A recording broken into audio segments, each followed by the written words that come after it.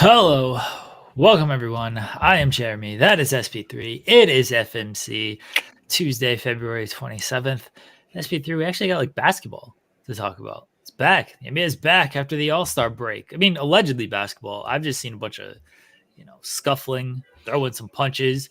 We had a tackle yesterday in the Knicks game, a chop block. It looked like. Yeah, Yeah. I would consider that a chop block. Chop block, one after legs. So allegedly basketball has been happening, but you'd be a little hard pressed to actually consider some of the stuff basketball. Yeah, I saw the headline for today's show, and I've been kind of out of touch with the basketball since the All-Star break. The All-Star break hurt my love for the game that I love. And the Lakers haven't been playing their best, so I haven't made it easy for me to get back into the basketball field. So I'm actually on my phone. I have highlights of all the fights that's been going on. So I have highlights of Jimmy Butler and Najee Marshall in that whole big scuffle. It feels like I'm watching. Do you remember the Undertaker and Brock Lesnar brawl before SummerSlam 2015? Yes. Basically, that's what this is. It's something. It's something. That wasn't even that one. Najee put his hands on Jimmy's throat. I don't know how Jimmy got one game for that. I don't feel like Jimmy really did anything. A couple people got 3 games for basically just coming off the bench. I saw the one with Dennis Schroeder and Michael Conley when he pushed him for taking a shot because he had to beat the shot clock. It was just like okay. Dude. Let's talk about the unwritten rule. So there was that. And then there was the Hornets and the Warriors, where the Warriors are up big, and then I forget the guy's name. He's some role player. He goes for a layup at the end of the game. It was still shot clock. They had to beat the shot clock as well. He goes for a layup instead of just dribbling the ball out. The Hornets take exception. Robert Williams. And it's funny. It's funny because I literally just put it up. Or Grant Williams. I put it up on my phone, and literally, like the camera view for the game was showing the coaches shaking hands. Yeah. That was great. That was fantastic. But Grant Williams, Draymond calls him fake tough guy out here. And then they get into a scuffle because of the unwritten rule. What do you think of this unwritten rule at the end of the game, where if you're up big, you're the team that's up big, you just dribble out the clock, the shot clock, instead of taking a shot? I mean, it depends on what type. If you're a team that doesn't care about violations, and then yeah, I guess when it's 30 seconds left, you could just dribble out the clock, dribble it until it's 6 seconds, and get a shot clock violation and pass the ball over so the other team can inbound the ball to end the game. Or you can beat the shot clock, throw something up, and it's the same thing. I don't understand why it's getting so chippy, why we have 2 instances so close together where people are getting upset by this. It really depends on the team. I know it's an unwritten rule, but I honestly feel when you're beating the shot clock, that's a lot different than the game clock. I think if it's at the end of the shot clock, just play out the possession. Yeah. Just play out the possession. It's on the other team to defend. Sorry, you're down 20 in this game. That's not the offense's fault. That's your own fault because you couldn't get stops earlier. Play out the possession. And then, yeah, if it's the end of the game, obviously just dribble it out. That doesn't count as a violation or anything. But end of the shot clock and you dribble it out, it counts as a team turnover. Yeah. Some teams aren't happy with that. But some teams are going to just dribble it out. I've seen plenty of games where teams just dribble it out. They take the turnover. Fine. You have that whole thing where some players want to give the ball up to another player. It's I don't want this turnover. It counts as a team turnover. It doesn't go on your stats. So you see that. So it counts as a team turnover. I think you should just play out the possession. And if the team wants to dribble it out and you can tell they want to dribble it out, fine, let them dribble it out. If the team wants to try to score, play the possession and stop them. Play defense. Yeah. Yeah. Like why are we pushing people or getting mad at people for taking shots at the end of a shot clock? If it's the end of the game clock and you're up by 20, yeah, that's unnecessary. That's the unwritten rule. Stop changing the unwritten rule. Just because it's unwritten doesn't mean you can change it all willy-nilly. Maybe we should write all of these We rules. should write that rule. It should be a rule that if you're up by more than 8 points and it's 20 seconds left and you're inbounding the ball, you are not allowed to take the shot. It's We less should than 4 seconds. Unwritten rules are stupid because not everyone can blindly read. Some people can't read, I can't read, period. So if it's unwritten, I definitely don't know what the rule is. Maybe we should write all of these rules out for everybody. So that way everyone is no aware. controversy. Yeah, I agree. Yeah, if the rule is, hey, if you're up by 15 plus points at the end of the game, you have to dribble it out and don't play the possession in the final minute. Just shot clock violations all around. Yes. If that's a written rule. Back and forth. Because the team that is down can't take a shot either. Yeah. Like you have to keep it a buck. It has to be even Steven. You cannot be like, oh, the team that's up by 15 cannot take shots in the final minute. No, that's not how that works. No, it has to be both teams. I think you should play out the possession because you're wasting more time dribbling out the clock. Yeah. The games are already long enough. Okay, let's dribble out the clock, 24. All right, violation. Then you got to waste another 15 seconds to hand the ball to the referee. Let's inbound the ball. Let's get everybody like that's 15 seconds of your life you're not getting back. Just play out the possession, and then you don't have to waste those 15 seconds. We wouldn't have any of these issues. Yeah.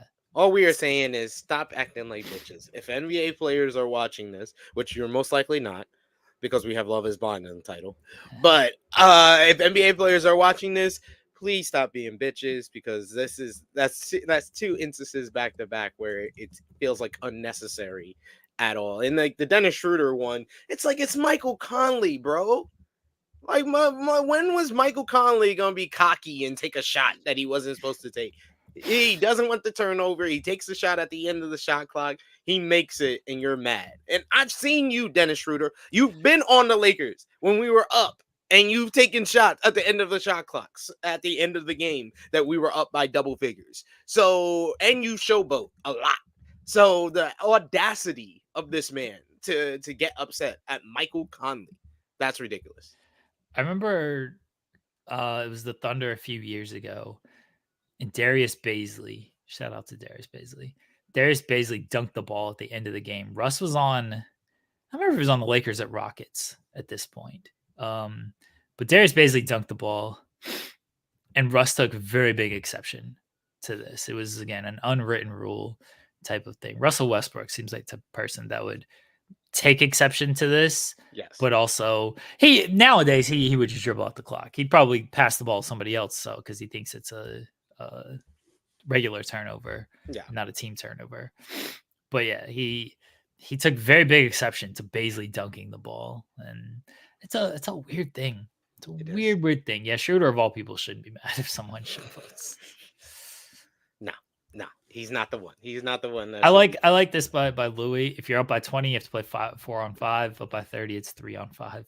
I like this. Let's see if we can get some. Let's make it interesting. Yeah, let's make it some comebacks in the fourth quarter. You got to play 4-on-5. Yeah, I mean, I was watching the Thunder against the Wizards. I would have been much more interested in that fourth quarter if it was like 4-on-5 and 3-on-5. Like, okay, let's see what we got here. Here comes the comeback. It's like what do they call it in hockey when someone's in the penalty box and the other team has the advantage? Just a penalty, a power play. Power play. Yeah, it's the NBA power play. Yeah. I'm forward. Trey sends super chat. Appreciate you, Trey. Shout out to the Heat winning 4 straight. Yeah, last night was big against the Kings. I actually watched majority of that game, and them beating the Kings. Kings ran it back to back, but Heat didn't have Butler, a hero, so kind of evens out a little bit. That was a big win for the Kings, though, or for Miami, and they've turned around since the started the Rozier stuff, the start of the Rozier trade, when it didn't look great. Didn't look great at all. We gotta be fair to some of these trades. They In deserve that, grace. They gotta give them yeah, some a grace period to get used to the teams. I think we're too quick because we saw that twice now this year with first the first it was the James Harden trade, and now the Terry Rozier trade, where it seems like they are putting it together. I think they're gonna move over Philadelphia due to their injuries, and I think they're gonna get that fifth spot. I don't know if they'll hold on to it, depending on when Joel Embiid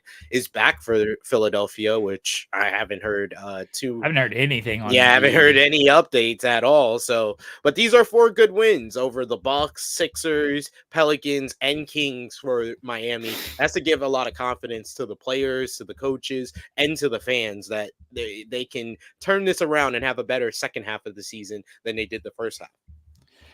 Coming off of the All-Star break as well, we're gonna really start to see teams kind of separate themselves, and who's going to be contender, who's going to be pretender, and you got teams in the play-in fighting for that spot as well. Like I've been impressed with Miami coming out of the All-Star break. Milwaukee's played well coming out of the All-Star break. That was a big win against Minnesota. They beat Philly. Philly's tough to judge. I mean, they're easy to judge because without Embiid, they're not that great. Yeah. But it's tough to know. They gotta somehow hold water here, because if they're in like a play-in spot with Embiid, I don't know if they'll fall that far, but you don't want to They're fall too about far. 6 games separating them and the ninth seed Bulls right now. So Well, I mean the seventh seed is it's not out the realm of possibility. I mean, look, they're not going to fall. I don't think they're falling to 9 or 10. But you fall to 6 or Yeah, you fall to 7 or 8. and they're only a game behind the Philly. I mean, Indiana is just a game behind them. Yeah, you fall to 7 or 8. That's when they'll beat, I think, the Bulls or the Hawks, no matter who they play in the play-in. But you fall to 8, and then you might have to win 2 games because you might have to play Indiana. You might have to play Orlando. And if you lose that game, then you got to play the 9 or the 10. So I think they'll win. They'll beat the Bulls or the Hawks if it gets that far for them. But then you're an 8 seed and you're playing Boston in the first round. Like that's tough. It's not good either. No, like I think they'll be okay. I like Cleveland. I don't if Cleveland finishes 2. If the Sixers have Embiid, I favor them over Cleveland. It's kind of crazy because like it feels like when the talk has shifted to playoff positioning, and the more I hear like of the talking heads and what I hear from like players talking, it really sounds like the West, a lot of people want to be in those play-in spots because of the unproven records of the top seeds in the West. Yeah, people want to play. I've seen a lot of it of like, oh, the Thunder don't want to play the Lakers. The Thunder don't want to play the Warriors. The Timberwolves don't want to play the Lakers or the Warriors. I'm going to be honest. This is going to come back to bite me.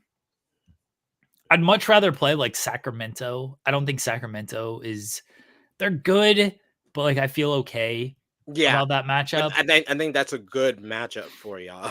Actually, like Well, out of those 4 teams that are in the play-in spots, that's the best matchup for the Thunder. I think it's the best matchup for anybody. Honestly. Yeah, and the Timberwolves. Honestly, I feel like the Timberwolves would dominate the Warriors. The Warriors have no size really outside of like Looney plays about 20-25 minutes. Yeah, Draymond, who can play well against one of those big men, but not both of them. So I think they can play well against the Warriors or the Kings. Honestly, if I was the Timberwolves, I would prefer the Warriors. But I don't think Thunder or the Timberwolves are not really. I won't say that they don't want to see them, but they prefer not to see the Mavericks or the Lakers. The thing with the Timberwolves is they got something to prove more in the playoffs, because we've seen Towns have a disappearing act in the playoffs. Some games he looks like a world beater. Other games he's not out there. We've seen how you basically, it's not defend Gobert, it's offend Gobert. It's how you take him out of things defensively by playing 5 out, and that's what the Warriors would honestly be great at. Put Gobert on an island against Steph, and it's like, okay, we know how this story ends. You just pull Gobert out of the paint. Do the Timberwolves have a counter for all of this? I think Anthony Edwards is great. I think they're more equipped than some of those Utah teams were in the past to mitigate that. But you play small against the Timberwolves. That's how you've always beaten Rudy Gobert teams in the playoffs. You play small, you play 5 out, because Gobert can't punish any switch. He can't punish anything. So it doesn't. Draymond can certainly hold his own against Rudy Gobert. I think that's a nightmare matchup for Minnesota, honestly. Like, they'll never throw the ball down to Gobert to have him go one-on-one in the post against Draymond. Oh, the Warriors, I actually think for Minnesota, it's fine. I don't want to play the Warriors as a Thunder fan because I got bad memories against that stupid team. Bad memories against a lot of those players. I don't care how bad Clay has looked. He's going to come off the bench and just shot 30. He's been looking good off the bench. I mean, it's been hit and miss. I think we're overinflating. There was the game. It was the Lakers game where he sucked against the Lakers. Yeah, he did. So there's been games he hasn't been that good. As a Thunder fan, I want the Kings, because you look at some of these basically individual players, like, I don't really want to face Luka and Kyrie. I don't really want to face LeBron and Anthony Davis. I don't really want to face Steph Curry. But team-wise, they're in this position for a reason. You know? Like, they're 3 games above 500 for a reason. It's because they're not that good. I won't say that, but it's because. What do you mean? They're not. They're not that good. Like, they're 8th, 9th, 10th seed for a reason. Like, they're fine, but there's also a reason why they're in this position. Yes, because we can't get the starting lineup that we're undefeated with on the court enough. That's the reason why. I agree. What's the record with the starting lineup that's undefeated with? 6-0. So a 6-game sample size. Yep. Okay. 6-game sample size. I answered your question. That's I know. All I need to do. I just want to know the sample size. It's 6 games. All right. That's decent enough. What do you think about the Clippers rebrand? I didn't understand. I'm so afraid of Naz Reid in anywhere. Naz Reid is a friggin' OKC killer. I never want to see Naz Reid in a playoff series. He'll destroy them. I do think Dallas probably wants Phoenix. Like, I do think that. Yeah, Denver has said Minnesota was their toughest series last year. Sorry, Lakers fans. Denver's weird in that sense, just because, like, all their offense runs through Jokic, and so they're gonna go to the post. Like, that's their offense. Their best player, the best player in the league, needs the ball in his hands. So they're gonna go to the post. They're not gonna play like a 5-out type of game. But I think Denver is more of an exception in that. I do think Minnesota was the toughest series for Denver, by the way. But that's because they have a guy who is a very good post defender in Gobert, and a lot of their offense runs through the post. No other team outside of Philly has that type of offense. So I think other teams maybe wouldn't be. It comes down to matchup. And Minnesota is a good matchup for Denver because of that. While if they play the Clippers, all right, well, the Clippers just going to go, here's Harden, here's George, here's Kawhi, Norm Powell, and whoever else they want to throw out there. Terrence Mann, I guess. They're just going to spread out Gobert. And what's Gobert going to do? He can't take advantage of this. This is what the Clippers did a few years ago. And friggin' who was on Gobert a few years ago in the Clippers series? I swear it was Robert Covington was out there. Like, Covington's fine. Covington's like a foot shorter than Gobert. He's like a 2 guard who's playing 4. He was playing 4 at that point. Gobert couldn't do any. They throw the ball to him down the post. It didn't matter. And it's like Patrick Beverly on Kevin Durant. Durant would always have trouble with these guys. Yeah. I just got annoyed that like Chris Paul was just guarding Durant in the post. Like, can you really not shoot over Chris Paul? What are we doing, Kevin? Because he's just pushing him. He's just hand checking him the whole time. It's so I think it comes down to matchup on that. Yeah, I think that Denver would be wise to keep in their position. I think if they fell down to 4 and they would have to face like a Timberwolves if the playoffs ended, playoffs played out how it would, they would have to play the Timberwolves in the second round. I don't think they want that. I think they would. I don't think Denver honestly cares. Well, They're the defending champions. They don't care. Yeah, they're probably. I mean, they very much have been playing like they are very confident. So I wouldn't be surprised if they don't care who they face in the playoffs. Yeah, I don't think Denver truly cares who they face. Like we say, all right, oh, Minnesota was the toughest matchup for them. Why are they up 3-0 on Minnesota? Yes. Like, yeah. I think the toughest matchup for the Nuggets in the playoffs will probably be the Clippers. Clippers will be tough, but like, I don't know. Jokic against Zubac. That's just, man. Don't front on Laker great Zubac. I will. And they're fronting on the Laker. And Jokic is gonna dominate all these guys. He is. He's gonna dominate all these guys. That's fine. They need to shut down everybody else. That's the goal. I mean, good luck. You're not gonna shut down Jokic. You gotta try to shut down everybody else. Good luck. It's a good team for a reason. Yeah. Money Mark says if Denver is healthy, they're winning the West. It's tough to bet against them. Yeah, it is. It's looking like it would be. But the best 2 teams is looking like the Nuggets and Clippers to me. It will probably come down to if the playoffs started today, per se.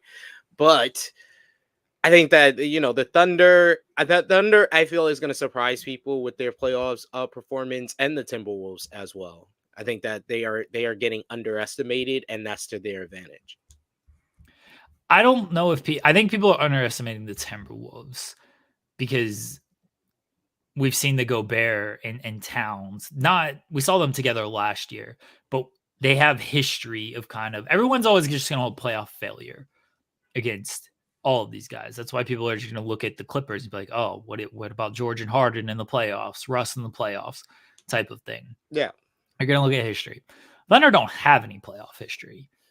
That's why I don't know if they're being underestimated, but everyone's just like, oh, they're too young. They're too young to win. And if they lose, that's what everybody's going to say. Oh, they were too young. They got to go through these growing pains of a young team. You got to learn how to lose in the playoffs before you can win in the playoffs. That's every single team almost in history has lost in the playoffs before they've won. Michael Jordan's the best of all time. He lost in the playoffs before he actually won in the playoffs. So that's what everybody's going to hold against the Thunder. Maybe it's true. Maybe it's not. I don't know. We'll find out in about a month and a half or 2 months. It's getting close. It's fastly approaching. We're about to be in March, y'all. Do you want to do top 5, bottom 5? Look at you, Jeremy, calling on a segment. Look at you. Oh, wait. The Clippers rebrand. So the Clippers rebrand. Money Mark says, I think OKC is the team the Clippers don't want to play. I'm always worried about these teams because I'm a eternal pessimist when it comes to my teams. I'm very honest about that. I'm very afraid of Kawhi. Kawhi's been great. I'm afraid of just Harden going off. I know everybody's just going to look at his playoff record and be like, yeah, it's not going to happen. I'm afraid of George doing that. The Clippers are a weird team. I think we match up okay against them. I know we beat them. We beat them. Second half wasn't close the other night. First half was close. Second half wasn't close at all. So I feel like you're a matchup problem for them because you're just the reason that the Clippers have been able to go on the winning streak that they have and rise up the ranks in the Western Conference is they are one of the most complete teams, and like they are deep. They're a very deep team as well, and that's why they're able to beat a lot of these teams. But the only team that I see in the West, the teams in the West that are just as deep as the Clippers is the Thunder and the Nuggets. I think we're a matchup problem for anybody. I think the only thing holding us back is the youth. It's like, oh, they don't know how to win in the playoffs. Again, maybe that happens. I feel confident in Shea. I feel confident in Dub.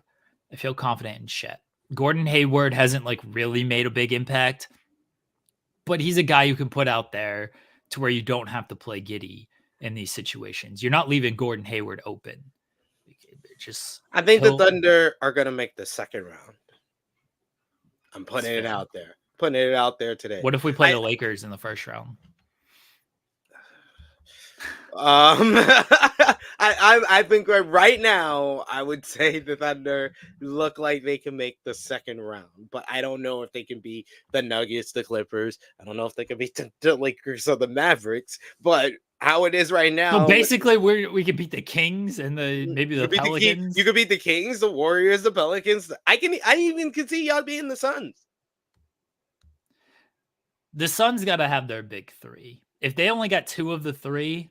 And they're not. I'm sorry. I feel like this is the same argument over and over again with the Suns. We talk about these hypotheticals. Remember the last few years? Oh, but if Chris Paul is in the playoffs, if he's healthy in the playoffs, they can make it so far. If Kevin Durant is healthy and in his A game, they'll make it so far. If Devin Booker has all these players with them, they'll make it so far. And we are here. And they haven't made it that far. They made it to the finals. Chris Paul got hurt again, and they were back in the same spot. And we're going to be saying the same thing next year when they don't win a championship this year. They're not going to be healthy. Let's just accept it. If the Suns are healthy, they're a good team. But if they're missing one of those three, it's the same problem they had last year when they were missing Chris Paul. They don't quite have the depth to carry in a playoff series. They're just going to be defensively a little outmanned, and they're going to need Devin Booker and Kevin Durant to carry a lot of the offense, which they can, but eventually that runs out. Yeah.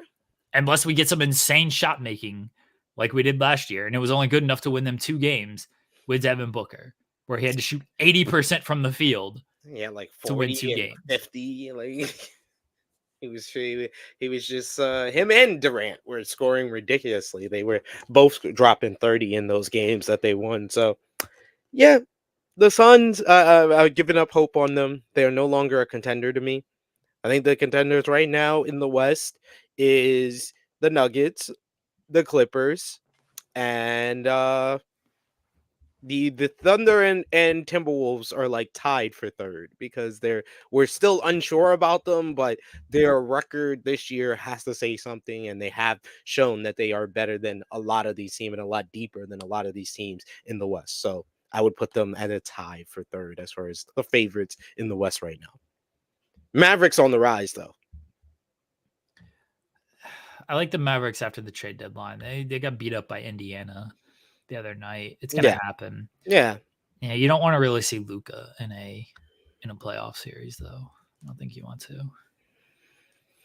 Yeah, that's a matchup problem for a lot of people. So yes, now we can do the top 5 and bottom 5. The Clippers rebrand. We still haven't talked about this. No. I feel like we tried to talk about it so many times, but we keep talking about the actual team. As far as the rebrand, I honestly. It wasn't until I saw the thumbnail for today that I saw the rebrand and their new uniforms, and I like them. I actually like them. It doesn't feel like the same old kind of Clipper design, which every time I feel like they did a rebrand, it was just too similar to the design and everything that they had before it. I don't know why it's a yacht, Louis, but hey, they are moving on up. They about to get a new arena. Get the hell up out our arena. What are y'all doing here? Y'all been here so long. Y'all ain't pay rent. Y'all ain't put no banners up. Y'all ain't even paint the walls. What are y'all doing here? So we gonna send them on out to where's the new stadium? Their new arena? Is it Anaheim or San Diego? I think it's San Diego, isn't it? Yeah. Get the hell up out of here to San Diego. Good morning, San Diego. F you, San Diego. How about that? 619 your ass over on out of here. But yeah, I like the whole Inglewood. Oh, it's still Okay. Los Angeles. God damn it. But yeah, get on out of Staples. Get on out of crypto.com. They should rename crypto.com to the Kobe Bryant Arena, but that's just my suggestion. But yes, the house that Kobe built, we can get the Clippers on out of here. The Kobe Bryant Arena presented by crypto.com. See, there you go. It's got to be. You're thinking with your ad mind. It's gotta be sponsored. Like they're not just gonna rename it the Kobe Bryant Arena. Like it's gotta be sponsored. So no, it'd be the Kobe Bryant organization, whatever the foundation is called, the Kobe Bryant Foundation Arena. And it'll be a charity. Crypto. I feel like crypto paid like yeah, they did $50 million to get to rename this thing. Yeah, they did because Staples is out of style. Apparently, it'll always be Staples to me. Same, honestly, same. It's always Staples. And the Clippers rebrand, I guess it's fine. At least I understand that's a Clipper ship. I did not realize the Clippers stood for like sailing and boating and stuff. I was just like, they just named themselves the Clippers. They're a basketball team. Cool. Now at least I understand. Oh, okay, Clippers. It's sailing. Should have gone with like cosmetology, hair cutting, stuff like that. We're doing a lot better. All these logos are so generic, though. It's like, here's a basketball and then the name around it. That's it. That's all these teams do. Yeah. They're not fun. They're not innovative. But at least now, all right, cool. I understand it's about sailing in ships and stuff. That's at least something. They got their point across, at least. Yeah. Yeah, I'll give them credit for that. Yeah. But none of this stuff actually looks like exciting. I need the Raptor back. The Raptor dribbling the basketball. Yeah, the dinosaur dribbling the basketball. That is peak. That is peak stuff. Like, every logo is just a different take on a basketball now. Here's a basketball. Here's some letters around it. So you don't like it? You don't like the Clippers rebrand? You're giving it a thumbs down. Yeah, probably. Yeah, it's too generic. Too generic for Jeremy Lambert. I prefer my Nets with colors. You remember when the Nets had colors into their logo? Black and white is lame. It's just been so generic since they've been to Brooklyn. I'm trying to think of like other teams that have gotten like rebrands. Like the last fun rebrand or new logo was the Thunder. The Thunders suck. No, it doesn't. At least it's colorful. At least it's different. I don't really like the Thunder. Look at you. Logo. Look at you. You turncoat. You're unloyal. No. You're unloyal to the soil. I don't like. I love the colors of purple and gold because they are the Lakers colors. Okay. Yeah. And all this stuff is it's all so generic out there. None of it looks good. I think every logo sucks. Every NBA logo sucks.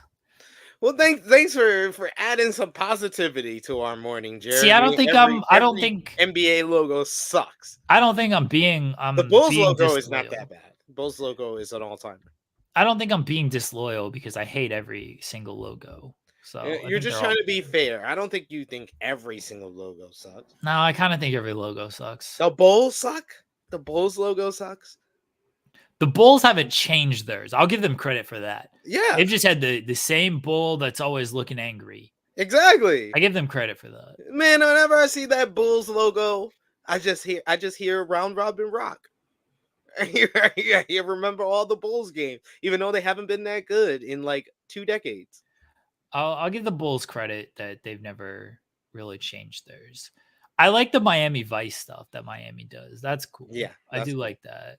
Blazers is basketball. It's just a basketball. Lakers is an all-time logo though because of the gold, the popping of the gold and the purple.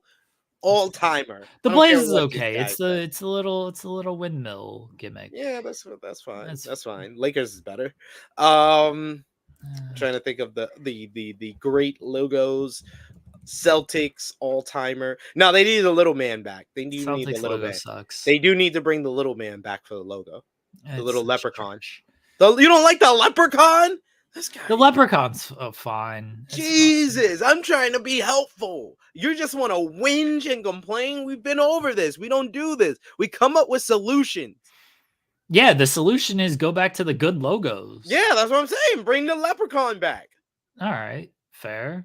The Grizzlies need to go back to the intimidating looking Grizzly. The Jazz definitely need to go back. Yes. To the 90s. Yes. There's a lot of teams that should just go back. The Nets, add some colors to your dumb logo and your dumb name.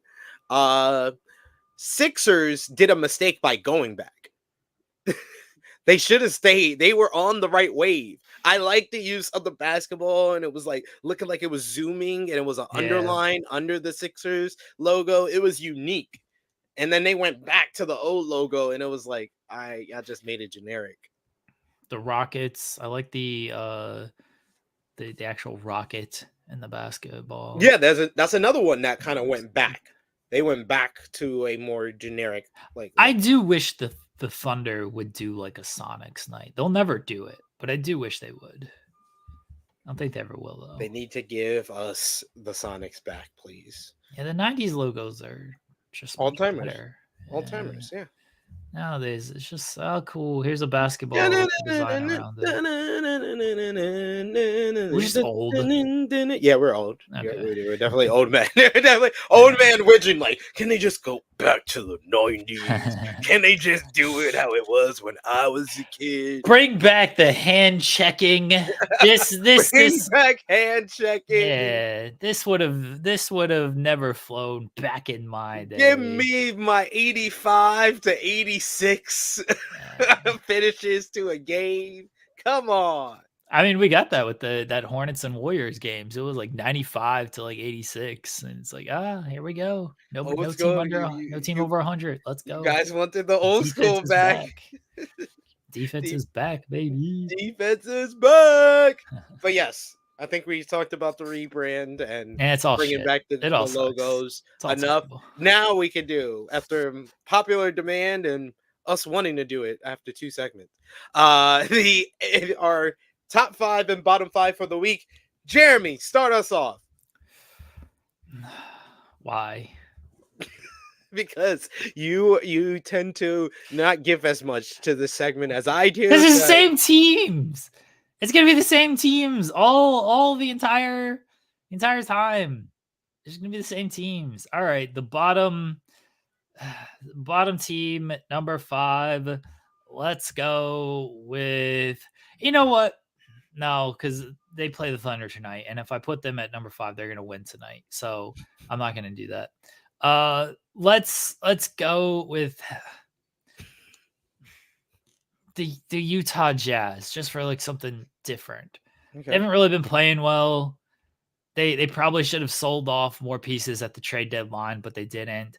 They sold off some. They probably could have done a little bit more to like really tank the Utah Jazz. That's fair. That is fair this week. I would like to see them like make it interesting with the Warriors. Like the Warriors got 3 games on them right now for that play-in spot. I'd like to see them like pressure the Warriors a little bit. I don't really have faith in the Rockets, but this is going to bite me. Everyone go bet on the Houston Rockets to win tonight, because I'm going to say all of this stuff and the Rockets are 100% going to win tonight because I've said all of this. I'm setting it up right now. Okay. You're jinxing them in advance. I'll bet on the Houston Rockets, honestly, because this is what's going to happen. They're going to win tonight because I'm saying all this. Rockets and the Rockets fans need to get a grip on where they're actually at, because for some reason they don't think they were going for it by signing Dylan Brooks and Fred VanVleet. This team was supposed to be a play-in team. They were. All I heard all offseason from Rockets fans was, we're going to get these veterans in here. We're going to teach these young guys, and we're going to make the leap, and we're going to be a play-in team. We're really going for it now. And then the Rockets turned out to be where they're at. They're 5 games out of a play-in spot. And now it's like, it's still a young team. You still got to give them time. Like, this wasn't the year. It's going to be next year. Like, no, this is supposed to be the year you're supposed to make the leap. Yeah. You were supposed to be a play-in team this year by going out Because you saw what the Thunder did and you tried to make an effort because that's what they're really trying to do. If people The don't Thunder realize it. didn't make an effort. The Thunder were No, supposed to be no. play-in team. I'm saying that the Rockets are made an effort to try to keep up with the Thunder. That's what they're trying to do. They feel like the Thunder is a prototype and they're trying to keep up with them, but they're far, far away. All I heard all offseason from the Rockets was, oh, our core just as good as the Thunder core. It wouldn't take Jalen Green. How's that working out right now? How he's beefing with writers on Twitter. Is it DMing writers after games, calling them out? Like, oh, Jalen Green, just as good as Shea. Jabari Smith, just as good as J-Dub. Sengun, better than Chet. Because Chet hadn't played a game yet. I like Sengun. He's good. I do like him. Jalen Green, I don't know. Might have been a miss. I like Jabari Smith. I think he's good too. You went out, you got Dylan Brooks, you got Fred VanVleet. I like Thompson.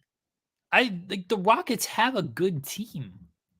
There's nothing wrong with them. You went out, you hired Udoka after the Celtics stuff because you're like, we need a hard coach in here. We need a top tier coach to come in here and teach these guys some defensive instincts, some grit out here. Get these young guys to play hard.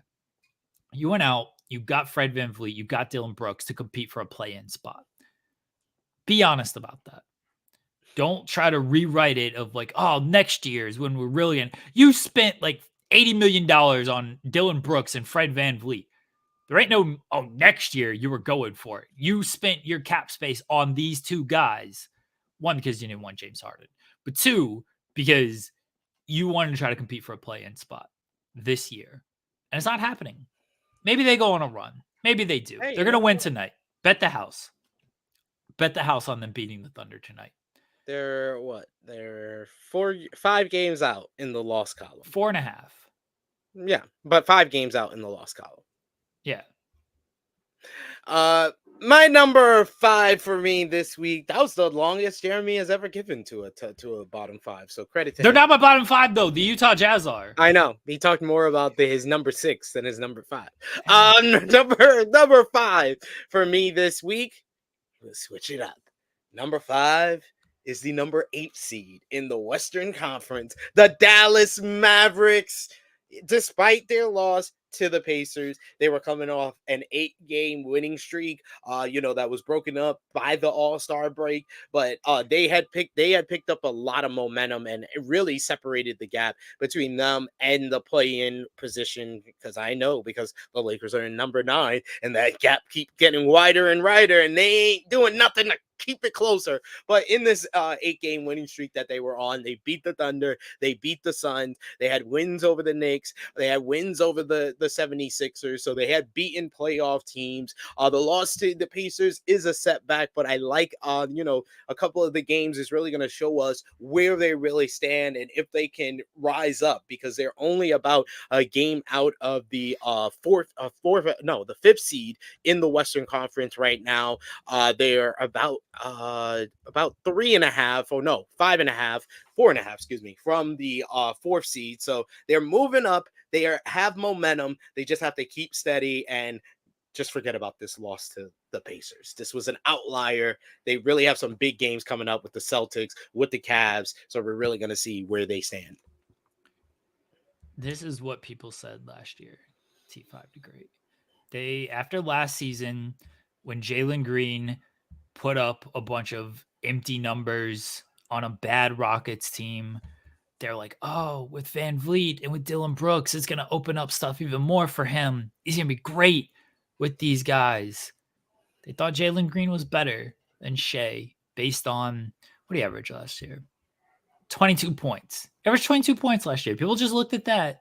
They're like, oh, when he gets a great team around him and when he doesn't get rookies around him, it's going to be great. 22 points on 41% shooting, 33% from 3. They were trolling you. They had to be. The Rockets fans, the Thunder Rockets beef basically goes back to the Harden trade. Yeah. where Rockets fans were just like, can't believe you gave up James Harden for nothing. Look, man, Steven Adams was a good player in those OKC years. He was good.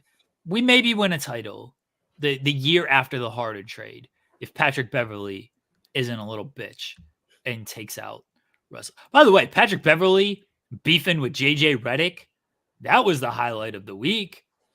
Patrick Beverley trying to defend Doc Rivers, who Oh my throws god. everybody under the bus. Yo, Trying to, JJ Redick, man, it's like over a year now, but he has become one of my favorite analysts when it comes to basketball. Like just how condescending he is when he's on First Take. Like he is literally on First Take, mocking First Take. Patrick Beverley saying like Doc Rivers saved JJ Redick's career. JJ Redick had a good career before Doc Rivers. JJ Redick's a good player. They're going to remember JJ Redick more for what he did on the court, like actual impact on the court. They like JJ Redick. His legacy was already built before he ever signed an NBA contract.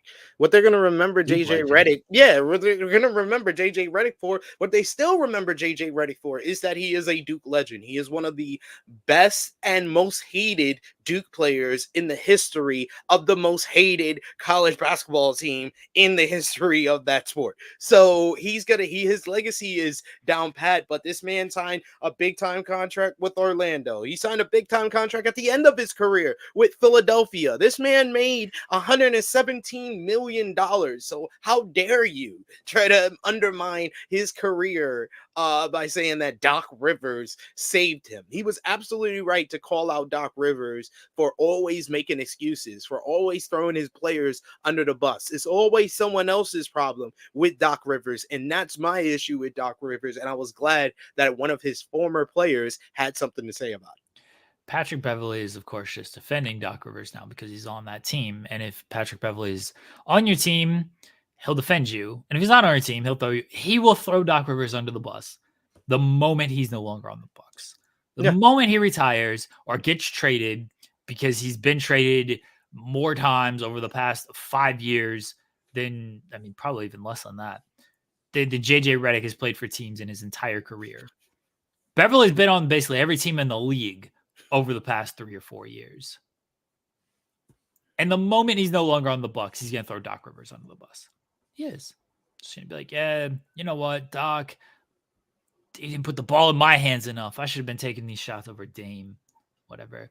This man wanted Jamal Crawford to play and start over JJ Redick. No offense to Jamal Crawford. One of the best six man, arguably the best six man of all time.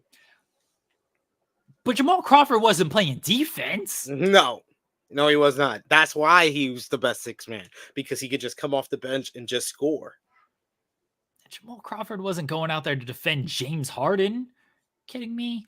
Patrick Beverley, that's your new media guy right there. He is not a representative of the new media. JJ Redick is a representative of the new media, and he's doing great stuff. I even like him on commentary. I liked his commentary when he was on ABC when I watched, I think it was the Knicks and Celtics game. That was a bunch of fun. Love him on First Take. Love him on any other show that I'm able to watch the clips of JJ Redick. Like I said, number one. He's the number one basketball analyst right now, because he mocks basketball and he mocks everybody that he works with. The bottom four is going to be... I feel bad for putting... Hold on. What? The Hornets actually looked okay after the trade deadline. All right, I have 4 teams. I'm not going to put the Grizzlies there. Bless the Grizzlies. They're trying with all these injuries. They're playing a G League team, but they actually getting some wins. So we're gonna say the Spurs, but at least they got Wemby, and even in 10 minutes a game, he's putting up insane numbers. It was a fun matchup with him and LeBron. That was fun. Wemby's, if they can get just decent players around this guy.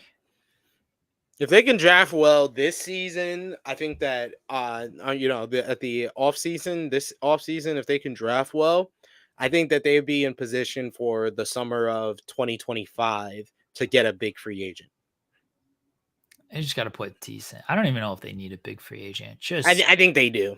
I think they do. I don't. The Thunder's success is one of a kind. I don't know if any of these other teams are going to be able to just build a team through the draft. And even with the Thunder, their best player, what they got through a trade.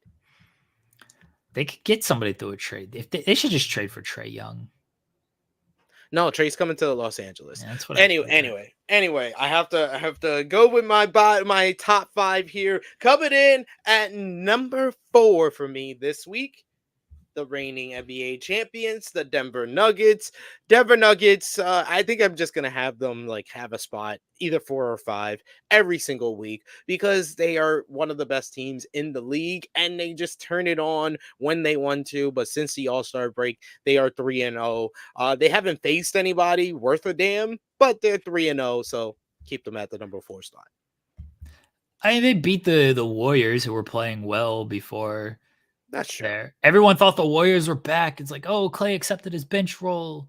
This is great. Unless you're saying the Warriors didn't beat anybody.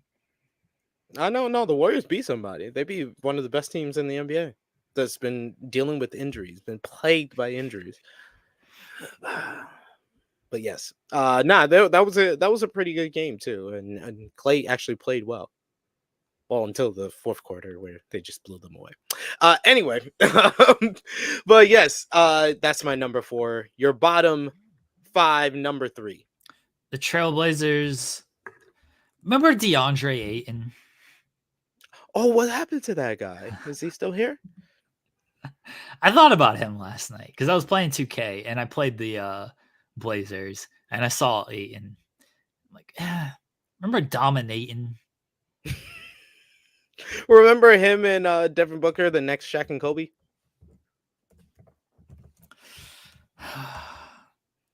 The Blazers. They're not good. The Blazers. Say the Blazers. Just the Blazers. I just remember DeAndre Ayton. I was like, oh yeah, he's still around. Man, good on him. What is Trey talking about? No one is going to the Lakers. That's what they said in 2020. That's what they said in 2018 when we were trash. We were trash back in 2018, and LeBron still came. Everybody goes to the Lakers eventually. Lakers, Knicks. No, not the Knicks. Knicks just tell you everybody's coming and then they don't come. But actually, people do go to the Lakers. But my number 3 of my top 5 this week is I'm going to go with number 3, the Minnesota Timberwolves, actually. I switched it up. I switched it up on the fly. Minnesota Timberwolves coming in at number 3. Despite being number 1 in the West, they have a tie up top, but they have been playing well since the All-Star break. Some good wins. One good win over the Nets, but it's the Nets. But they lost to the Bucks, so 1-1 since the All-Star break. That's why I'll just keep them at number 3 this week. I don't have much to say. We'll see. Timberwolves now, we're just biding our time until we get to the playoffs. It's like, now we got to see if y'all can do this in the playoffs. Bottom 2, Detroit Pistons. They're still the worst team in the league, but the Wizards are going to give them a run for their money. They should have won that game last night, the Pistons as well. I don't fully hold that against them, that they got screwed over by the referees just deciding, yeah, sure, let's play tackle football in the middle of this basketball game. Oh yeah, sure. Let's do that, guys. How about it? It was a foul on DiVincenzo. He dove into the man's legs. And for some reason, they were just like, no foul, play on. He out here playing like he's Carmelo Hayes. The Knicks won. So the Pistons are still not good. They've been kind of sort of respectable, I guess. And by respectable, I mean they've at least won games compared to the beginning of the season. This is a lot more than we thought they would get. And they're 2-8 in their last 10, which, yeah, they do play hard. Like, bless them. They're like kind of trying. They don't want to be the worst team of all time. I respect that. I respect that they're trying not to make it. What's the wins? What's the win total for the worst team of all time again? Was it 12 or 11? I remember I looked this up before. Now I can't find the same. We just need 6 more wins, I think. I think we just need 6 more wins. 8 wins. Oh, it's 8 wins. Oh, so yeah, they already tied the worst team of all time. Yeah, I don't think they're gonna.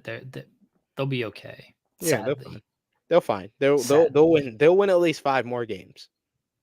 Yeah, it's unfortunate. I wanted them to be the worst, but they're not gonna be. This guy's cruel and unusual, It's folks. funny. Number 2 for me this week in the top 5. Jeremy's Oklahoma City Thunder. They've been undefeated since the All-Star break. Key win right off of the All-Star break against the Los Angeles Clippers, which was one of the hottest teams in the West of the first half of the season. So that was a crucial win. And then they just took care of business against the Rockets and the Wizards. Shea is an MVP candidate. You got Chet Holmgren, who's a Rookie of the Year candidate. You got Most Improved candidate. You got a Rookie Coach of the Year candidate. These team is just rolling and cooking right now. So I'm very impressed with what they've done this season because I called it. Bet the house on the Rockets tonight. They did beat them by 13. So yeah.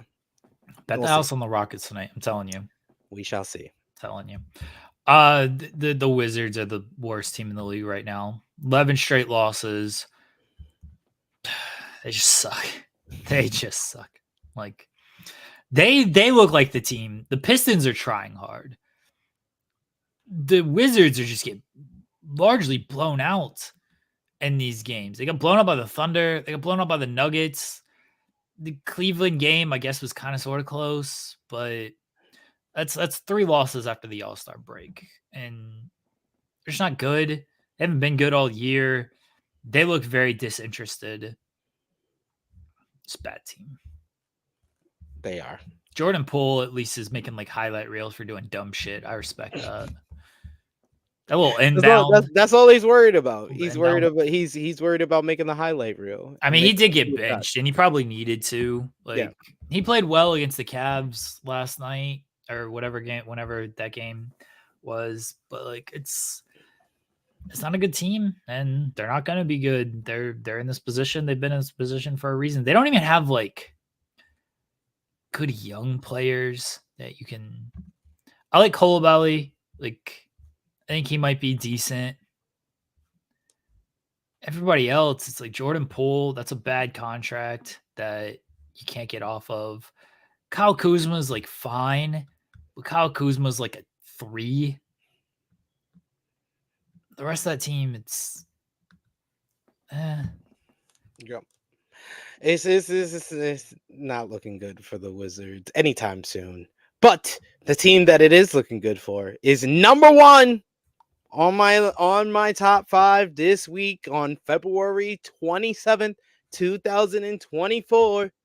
It is, of course, the best team in the Eastern Conference, the best team in the entire NBA, in my opinion, and in the opinion of many, and what the stats and the facts look like, what the numbers read. It's the Boston Celtics. It is a 45-12 Boston Celtics who are absolutely cooking right now. They're winners of 8 straight. They've won 13 of their last 15. Jason Tatum is a MVP candidate 100%. Porzingis has probably been the best acquisition for any team of the offseason. He's just formed in so nicely with this team, and I predicted that they were going to win the NBA championship this season, and nothing that we've seen thus far has changed that fact away from me. I think that Mazzulla is a coach of the year candidate as well for how well this team has come together and gelled. They are just cooking on another level right now, and we're going to see what they do this week, as they got the Mavericks, they got the Warriors, they got the Cavs, which is a big game coming up next Tuesday, but we'll see if they keep their number 1 spot. But for now, number 1 this week, the number 1 team in all of the NBA, the Boston Celtics. Jason Tatum's a fraud. No, Jeremy is a hater, y'all. Hater, get that hate out your heart, B. Jason Tatum's a fraud. Get that hate out your heart, B. Hello, Cher Delaware. I put you on screen as you're stretching. Apologies. I'm always stretching. I would first like to point out we did not watch the challenge this season, but it is over. Yes. I saw that. I was like, oh And shit. I it's won over. the You winner did. right here. Oh Did yeah. you? Yeah. Did we did a draft? Yes, we did. Was I part of it? Yes, you were. You organized it and everything. It's probably right on your computer, and you don't even know it. I don't have any memory of doing a draft. I didn't watch any of the episodes. I don't even know who won. I watched Emmanuel.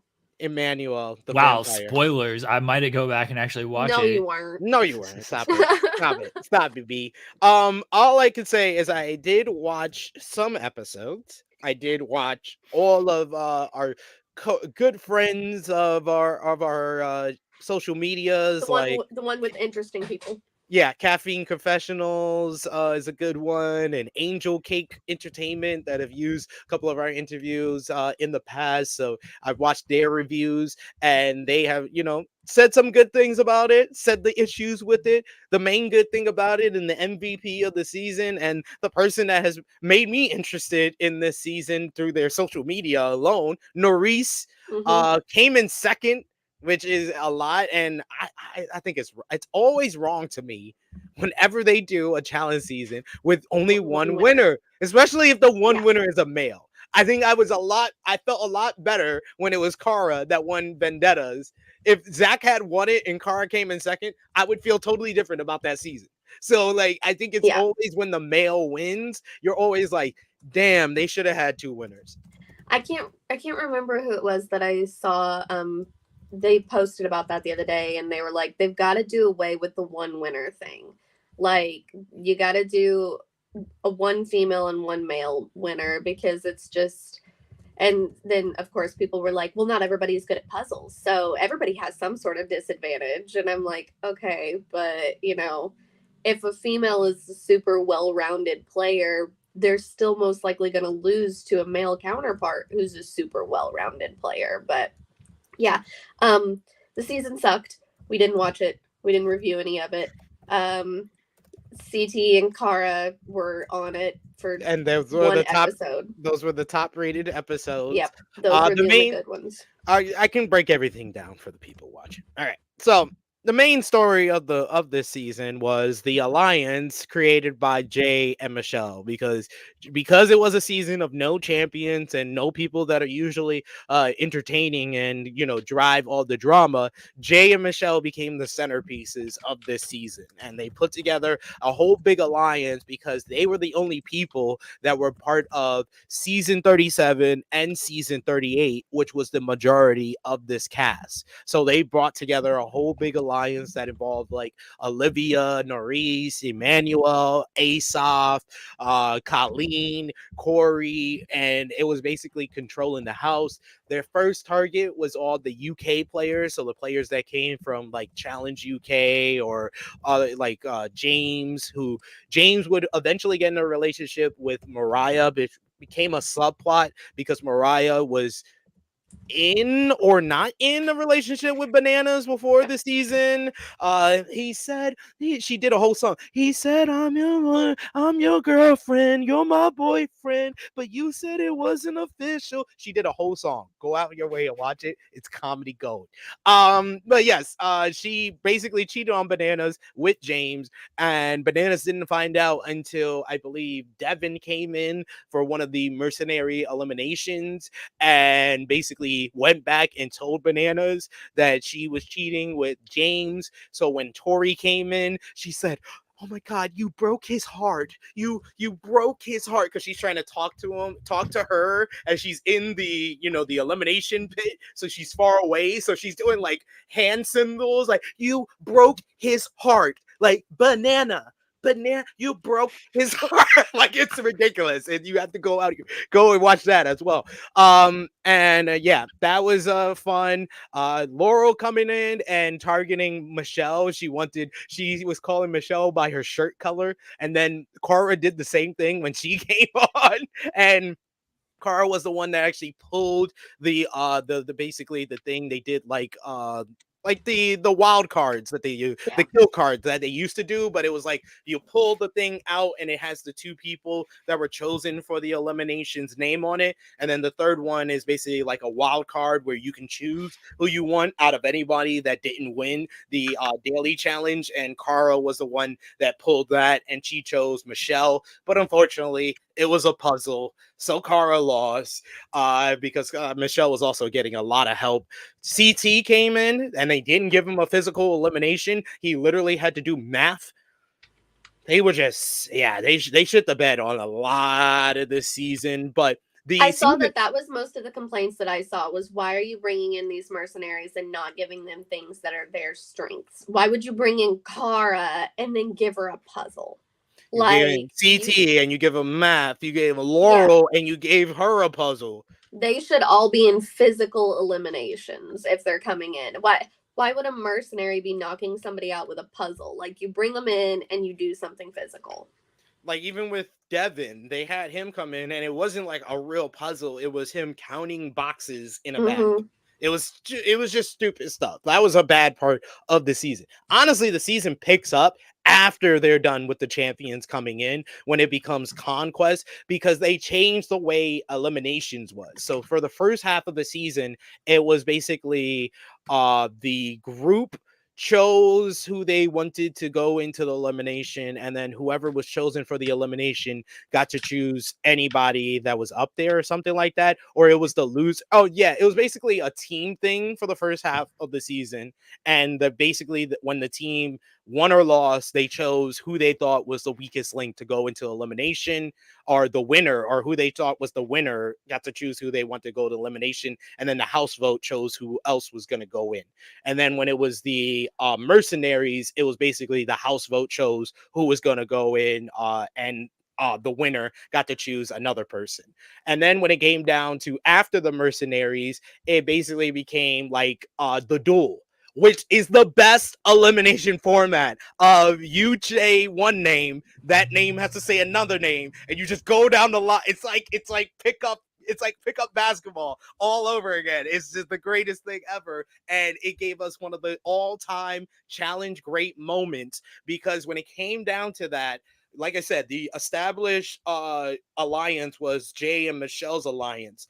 But Jay realized that his biggest threats to winning the season were Horacio and Kylan. And Horacio and Kylan became their own separate alliance with Nerys, who was in the relationship with Horacio, but she's still one of the main members of Jay and Michelle's alliance. But also that was with them was Olivia, or so they thought, because it led to one of the great moments of this season, one of the great challenge moments, where they did the line thing, and Jay says Olivia's name early.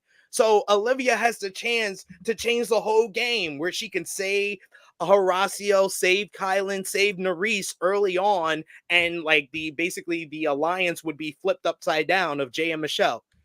No, she was talked to before the deliberation and told that she was going to be called early, and they told her to say Mariah's name and basically reaffirm her alliance with the Jay and Michelle alliance, and like a dummy, she says Mariah's name and basically betrays Nerys and Horacio. So for months before the season started, we had seen that Horacio and Nerys were in a relationship, had seen that something had happened between Nerys and Olivia and Horacio.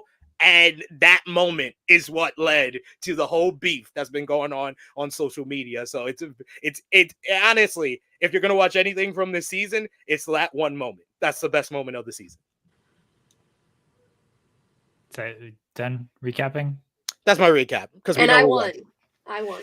And Cher won. Hello, Andrew Zarian. Good morning. Good morning.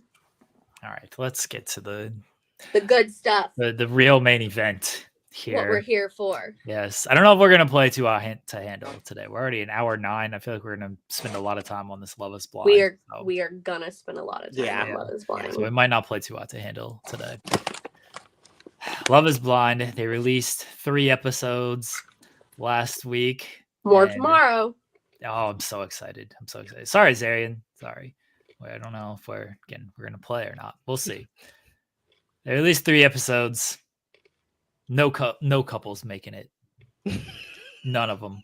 I don't know. There's I only think- one. There's Johnny and Amy, but they He's talk way about too caught up. contraception too much. Like, why don't you want to wear a condom, dude? Why that hasn't was that been the brought up? weirdest conversation. Okay, so I walked out of the room before that conversation started, and I come back in. She's talking about not wanting to be on birth control, and I'm like, I get it. Like, that screws with your body. Like, okay, cool. He said, I don't want to have any kids. There are things that can prevent that, sir. Like, why? I don't understand. There's a pretty simple solution. You don't have to go get snipped. Like, I was sitting there like, you are both almost 30 years old. It sounded like a conversation between two 16-year-olds is what it sounded like. I'm sitting there the whole time like, is this real? Is this conversation actually happening? And still, they are the strongest couple out of all 5. Well, Yeah, 2 of them aren't a couple anymore. So Yeah, two of them fell apart here, but they're the best couple because they give you like the wholesome moments, like when she met the sisters, and there wasn't like an interrogation. It was kind of like just really kind of accepting her, and they were very excited that she knew certain things about him. Really, that their only obstacle is this concept, is this like having relations with each other and figuring something out. He's I just do too think that they paranoid. actually love each other, though. Yeah, I do. I think that he's so concerned and he doesn't want to get intimate is because that he's like, yo, I'm about to shoot up the club. Like, he don't trust himself. He's like, once I'm in there, he's like, I'm shooting up the club. So Yeah. he was like, it's very weird to me that you didn't have on birth control. And I understand, being with my missus as long as I have, that changes like your whole everything. So I understand why Amy doesn't want to go in there, but Amy being funny by asking him to get a snip. Yeah, I was like, now you're being funny. Because y'all both said y'all want kids, but why are you telling him to get a vasectomy? I mean, it is reversible. You can have that reversed. I know, but it's a risk. It made me laugh because I just posted something on Twitter the other day that somebody shared about like most men would absolutely take male birth control if they were offered it. Bullshit. He won't even wear a condom. Exactly. like are you kidding me? Like, and no one's mentioned, like, why are the producers, the camera people there, like, why y'all not asking the questions when they do the one-on-ones? Like, I wanted to just grab condoms and just like throw them at them. Yeah, while we're having this why you don't use one of these? How about one of these? What about one of these? Like, it's like, the hell? It was literally like having like kids having this conversation. I want to know how many women have lied to this man of like, yeah, I'm on birth control. Yes, because he just thinks like every woman in the world is on birth control. He's like, well, Yes. everyone I've ever been with, it just told me they were on birth control, and so we had sex, and that was the end of it. He was like mind blown that Yeah. she wasn't on birth control, and also like, okay, like I've been on birth control pretty much my entire life, but I mean since I was like 16, but like condoms help prevent other things too. Yeah. Like, that's a little worrying that it seems like you don't even understand the concept. Yeah. Yeah. The fact like, what is this condom that you speak of? Yeah. The fact that he's just like, well, they've all been on birth control. Like, okay, have you gotten tested after every person? Because that was concerning to me. And he's supposed to be like super smart.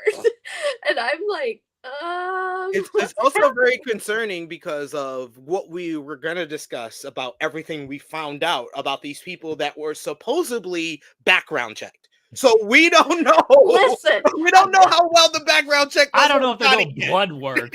I'm gonna repeat the background check check statement that I said. I've had background checks on me before. A background check is not checking my social media to make sure I don't have a boyfriend. A background check is making sure I haven't murdered somebody before. Like, they're checking to make sure that these people, haven't had charges brought against them, haven't had orders of protection against them, things like that. they're not checking into their person. Well, they may be like, Well, they are, but and they're like, married. you know what? Should. They, Yeah.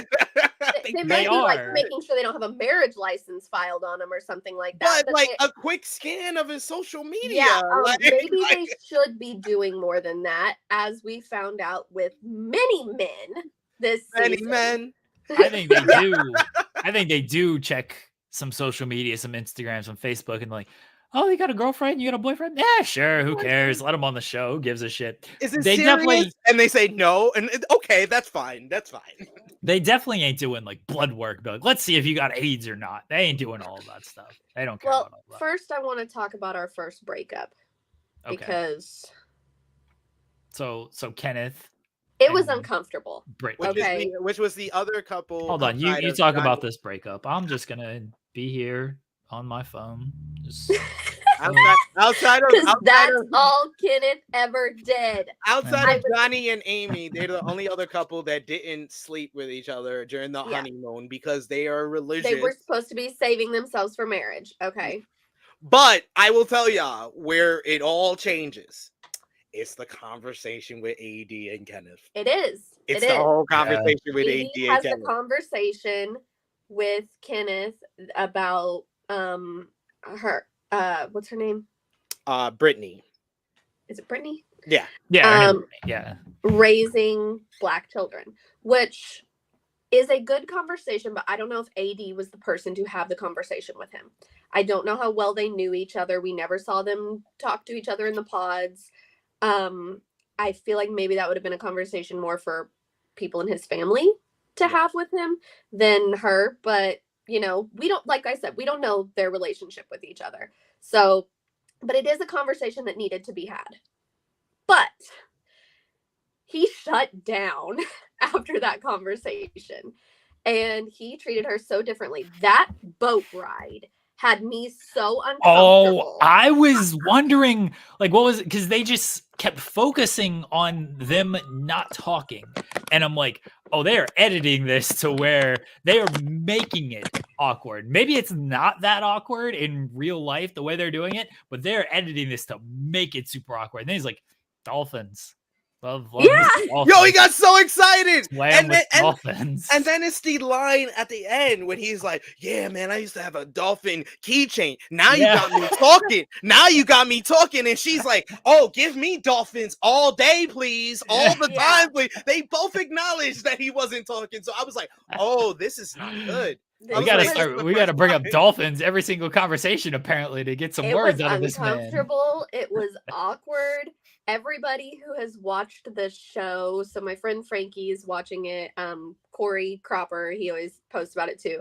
He's been texting me as him and his wife are watching it. Everybody has been like, "What the fuck is this boat ride?" Because they're just sitting there and it's so uncomfortable. And then he makes the deal about getting his phone back, and he's like, you know, I miss this. I miss this so much. Going on and on. It's the other boat part that got me when they actually start talking about like the physical touch when she's touching his leg. Yeah, he's like, you like physical touch? And he's like, yeah. He was like, she was like, yeah. Well, you don't, touch me that often. He's like, oh yeah, I thought I was smothering you. And he was. It's like.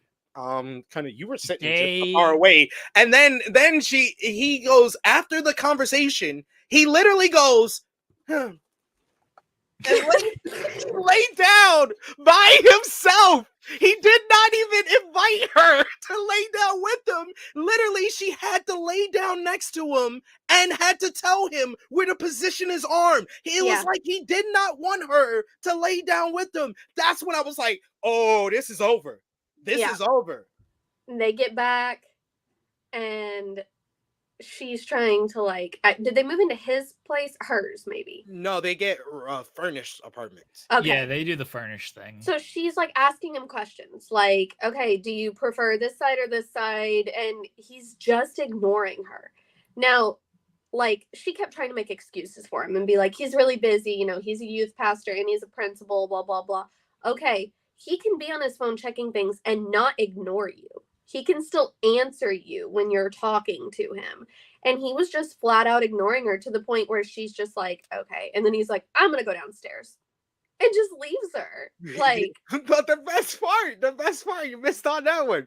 When she says, "Oh, what we doing tonight for dinner?" And he says, "It's a chicken night." And she was like, "So are we gonna order in, or do you want me to cook?" He was like, "No, it's the new house. You need to cook." And she's like, "Oh, so you're not gonna help me?" And he's like, "No." He was like, "We'll enjoy the food together."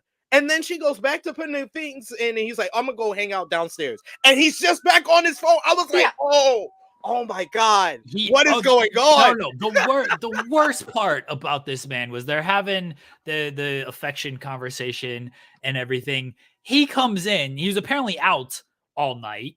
He comes in at 1:30 trying to wake her up when she needs to be up at 5 trying to get some sex. At 1:30, she's sleeping. And he's like, I'm trying to give you affection. I was trying to get you up last night so we could have sex. It's like, that ain't the time to do it, buddy.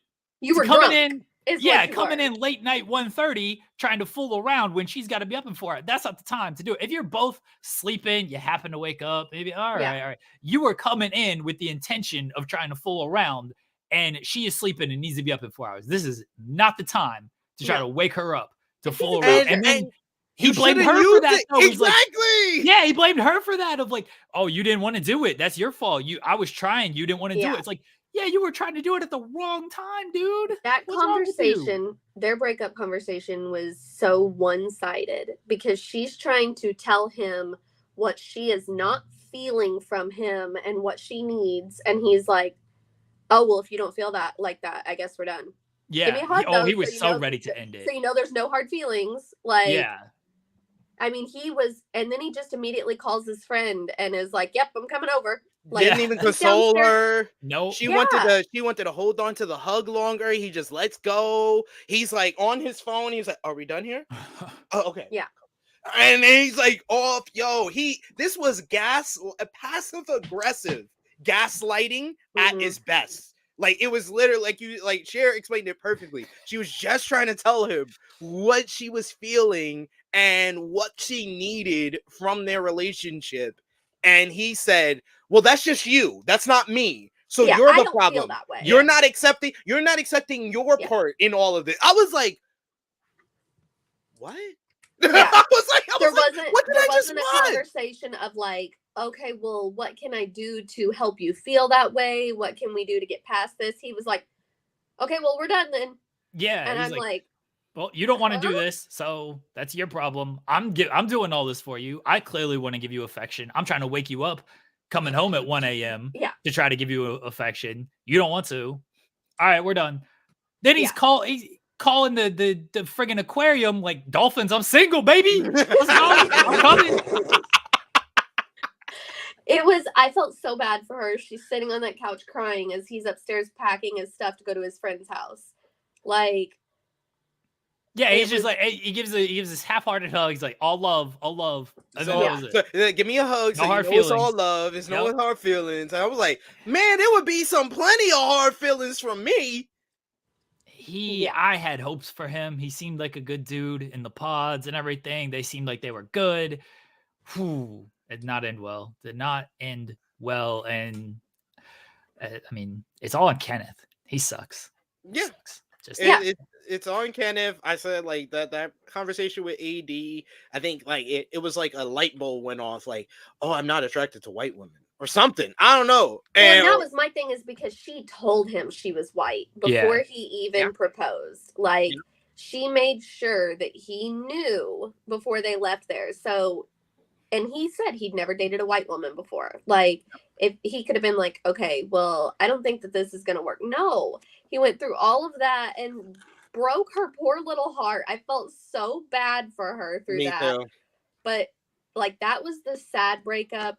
The other one was the funny breakup. Before we get it, we gotta wait. That's how you end off. Yeah. We gotta end off with we gotta end off on all the things that we found out. We gotta exactly. We gotta talk about couple team red flag, as I called them, Clay and AD. Because oh my God, listen, if I get one more I ain't shit conversation to this poor woman, AD, like he has had at least 3 I ate shit conversations. If First a one is man when they're ever eating. said to me, When they're eating and he's looking off. yeah, He's like, "What's going through your head?" I just don't want to disappoint you. And then no, the worst one was when they're at the apartment and he tells her about his dad taking him on his cheating vacations. Oh my god. Oh, if I'm AD, I am running the opposite way. Yeah. I am running the opposite way. The worst part of anything that he said some horrible things to her.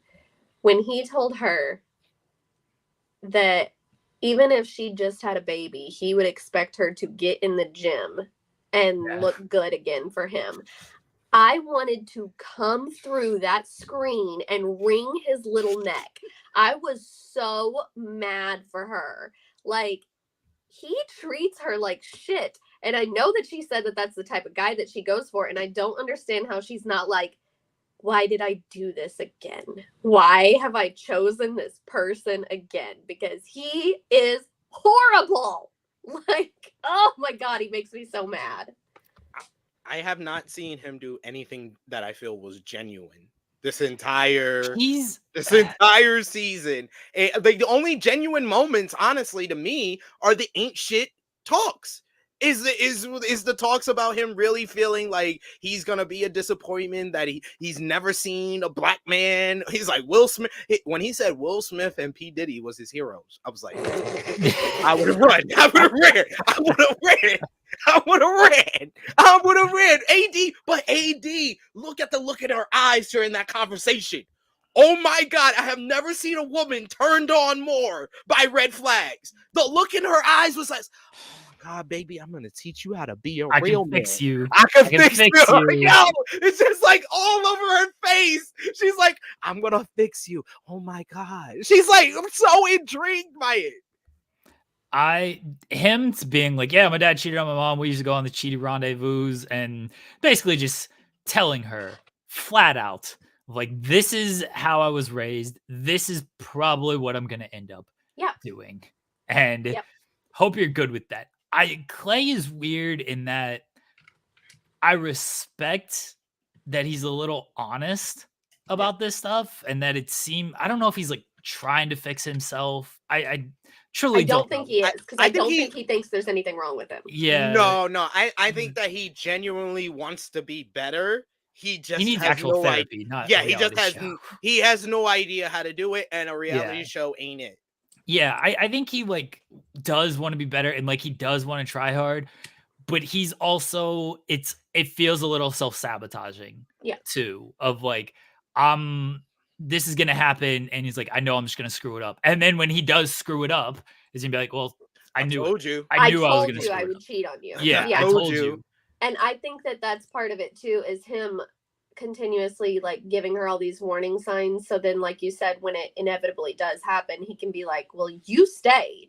I told you that this was what was going to happen. The dinner, lunch, whatever it was, with the mom and the sister, when AD is like, oh, I'm cold, and the mom gives the sweater, like, what are you doing? And then he doesn't respect what she does. He made that perfectly clear during that whole conversation.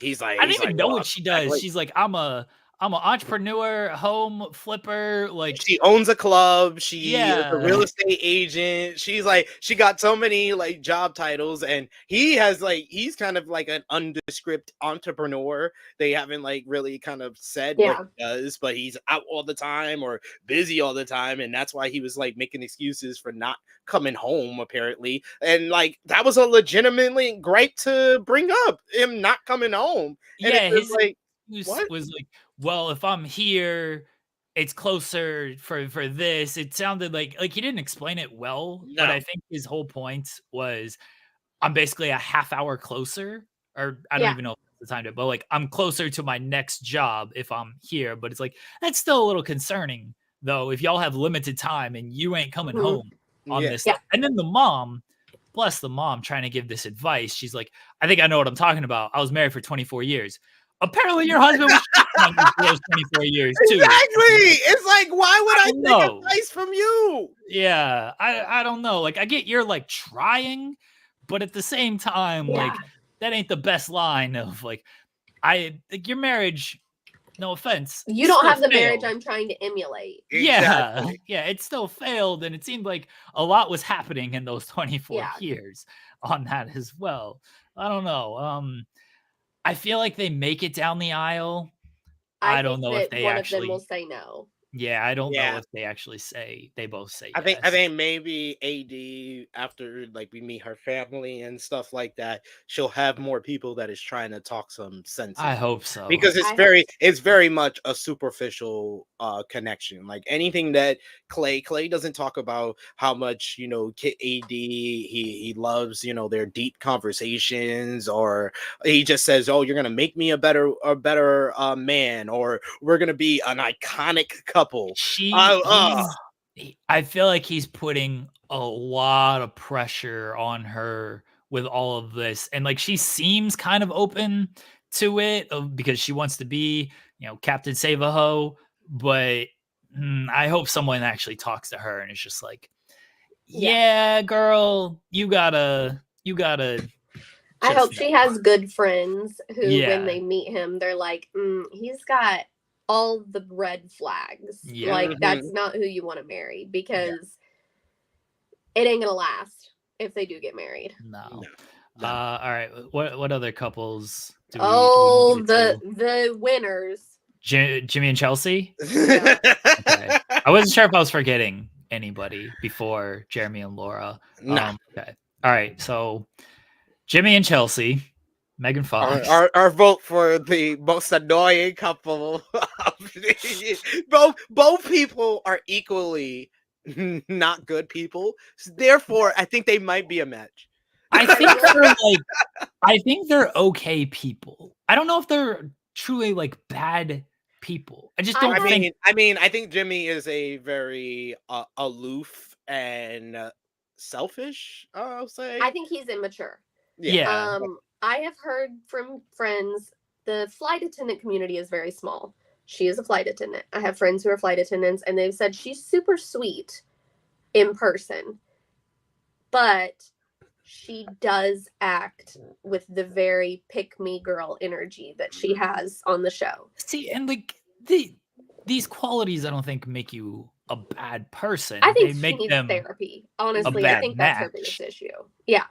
Yeah. They are a bad match. She mentions to her friends when she's talking to her friends about how like he was the most popular guy in the pods. Like so many girls wanted him. She wants big validation. That gave me the energy that was why she picked him, is because then she could be like, I'm the winner.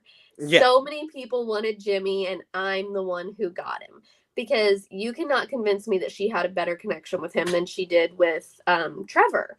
Yeah. Like she always acted like she liked Trevor more than she liked him. But then it was, well, I mean, Jessica's gorgeous and she had a connection with him. Other people did too. So it became, you know, like, oh, well, he likes me, so I'm going to be the winner. So I'm going to get with him. And boy, was she a winner of something, because, oh my God. When her friends came over and she's like, who do I look like? Tell them who I look like. And then they're like, Carrie Underwood? And she's like, well, yeah, I get that. But who else? Like trying to telepathically force them into saying Megan Fox. She was right. She posted a video on her TikTok that was like, if you have ever told me I look like Megan Fox, please send a message so I can prove to I can be validated. Like, I thought that was so funny, though. I'm like, at least she has a sense of humor about it, because that poor girl, like, all of her comments on Instagram are like, Timu Megan Fox, wish Megan Fox. Like, people have been so mean to her. But I think she is genuinely nice and just wants to be loved. I do too. I think that those two are a disaster. Yes, it's been a disaster waiting to happen from jump, because they both made the wrong decision. Like Jimmy would have been much better off Yeah. with Jessica, and we were further validated in that thought by Jessica telling us that all of his exes look like Jessica, and then Chelsea would have been better off with Trevor because she admitted all of her boyfriends look like Trevor. So it's just like, you know, that hasn't really worked for them. So they no, were trying something it new. hasn't really And worked this for them, makes but sense. that's their type. It is. So her friends come over, they meet the friends and everything. The big kind of switch up happens, or the big change seems to happen when Jimmy does see a picture of Jessica. We learn he knows what Jessica looks And like. why wasn't that shown? How did we miss that? We I really needed wish to they would have see shown that. Yeah. if he needed his EpiPen. But we learned that he saw what Jessica looked like, and that's when apparently Jimmy is now treating her a little bit differently. And But let's be real. What we saw was that Chelsea was the one that was most affected by Jimmy. well, so this is this is what I said to the wife when we were watching. I was like, I don't, obviously it's edited in a certain way. Mhm. I don't know how much he changed or how much she changed. she learned of, like, oh, he knows what she looks like now, and she's a little self-conscious about things. Yeah. And she put it in her own head, oh, he has changed, this is why, and now I have to do all of this. We don't really know. I'm I leaning agree. a little bit more towards That's what that sounds she is kind of projecting things Yeah. on him. She's perceiving anything he does as a change. Yes. They get into, okay, well, first off, he has two friends who are Yes, both both females. girls. Yeah. And he's only known for 2 years. Which, Yes. okay, fine. Most of my friends are guys. But he's only known them for 2 years. He absolutely slept with both of them. Like With the 100%. one that said that literally predicted that he cried during sex. Yeah, Mhm. they Definitely knew a had little sex. too much to where it's like, you've There been was down too this much road. information. Yeah. But then we get to her counting how many kisses he gives her a day. Which, first off, he was working all day. So I don't know what she wanted him to do, because he's trying to catch up on the work that he missed from the 3 weeks when he was gone filming the show. So I'm like, okay, flight attendants have a lot more flexible schedules. So she's just taking extra time off, I assume, until after the wedding. But she's losing her mind because he did not kiss her. So then he's trying to tally up when he kissed her, and they're into it. And he calls her needy? What is it that he calls her? No, he calls it Clingy. Clingy. Yeah. Oh. You're being a little Oh. clingy. He Oh said my that, god, and I said, knew it. "Oh, no. I knew it. Oh, no." I knew it. As soon as he said it, I was like, oh no. But then when he tells her, she said something about going upstairs and having sex, and he said, we could back off on that too. No, he said, I was gonna mention that because I think we need to take a breather from that as well. And she was like, oh. So he's 27. They showed how old he was. What 27-year-old man is like, you know what we should do? Have less sex. That's what we should do. He's 27 and he looked 47. He does. But when he said that, I rewound it and watched it again, because I was like, there's no way that this man just said, yes, it was take a breather, because I put in all capital letters on my tweet thread, he wants to take a breather from sex. Like, I would leave right there. That would when he said clingy, the wife has entered the chat. Just like, I don't want to fuck you anyway. Yeah. yeah. She just messaged me the same thing. when he said clingy, I was like, oh, I can't speak for all women. I feel like that's a word no woman wants to hear. You don't. Is that You don't. I'm too clingy. She shows affection the way she shows affection. She likes, little rubs, little kisses, things like that. Like, I get that. But I wanted to add with the counting kisses, she was counting wrong because she acknowledged that he did kiss her. and she had said he had given her no kisses. She So also she was not only counting, she was incorrectly counting. she also did not take into account that he bit his lip and he could not speak or kiss correct. So Yeah, because he was inhaling the freaking taquitos or whatever Yeah. it was. yeah. So When I he don't- said I that don't was feel- the best part. That was the worst part of the trip when they got in the fight. He was like the taquitos and biting my lip. I don't feel any woman wants to hear you're too clingy No. because some women just show affection that way, and that is perfectly fine. One, you need a man who accepts that and also shows affection in that way and And she enjoys had- doing that. She had just told him that she needs him to validate her feelings Yeah. when they got in the fight in the Dominican Republic. And then he tells her she's too clingy. And I was like, oh my God. So that one wrong word to use. The sex comment baffled me. Just baffled me. It was like you're I already don't in the think he's hole. Why are you gonna attracted to throw her. the dirt on you? Yeah, I- why? I don't think he's attracted to her. I think that that's No. what the issue She's is. not, oh yeah, because she's not Megan Fox. Like He's Yeah. not Megan Fox. He- That he can't get over that. yeah, he and then thinks he's a seeing lot Jessica more probably attractive didn't help than he actually things. is. Like, he is not as attractive as he seems to think that he is. No. But He has a I good don't- voice, apparently. don't think that he is attracted to her. And I think that that's the issue. Like, he's not giving her the affection that she wants because he doesn't feel that way. But then she just forgives him. She just forgives him for it. But she's like, I'm never initiating sex again. And I'm like, He's like, babe, don't do that. yeah. I'm like, well, then you're probably never going to have sex again. So I don't know what to tell you. Like, Oh, if you want to turn down sex in the moment, like, you know what, I'm just not feeling well. Like, okay, you know, Yeah. stuff comes up. Maybe you're not feeling your best. You know, it happens. Don't do it, and then be like, you know what, I didn't even really want to do that anyway. That's the worst thing. I didn't there's really never things want that to. are okay to keep to yourself. And that is know? absolutely one of them. Yeah. Yeah, Even if he felt just- that way, he shouldn't have said it. just a dumb ass comment. You know, she's the type of person too who, let's assume, I don't think they are, let's assume that they actually make it years into marriage and everything. She's gonna want to have sex at like 50, or he's gonna want to like try to fuck at 50, and she's gonna be like, hey, remember when you're 27, you're like, hey, you know what, I don't want to fuck you all that much. Yeah. She's gonna just She's hold gonna on bring to it these up for little years. comments. Yeah, for years. 10,000% the person who is never going to let him forget the things that he said to her in Yeah. the 2 weeks. Yeah. Like, and she's going to be bringing up Jessica when Oh, yeah. they're Mhm. 65 And this is why years they're old. not actually going to make it. Yeah, but Yeah. they're the not. hypothetical They're here. not. I don't even think they're gonna make it to the altar. No, I don't either.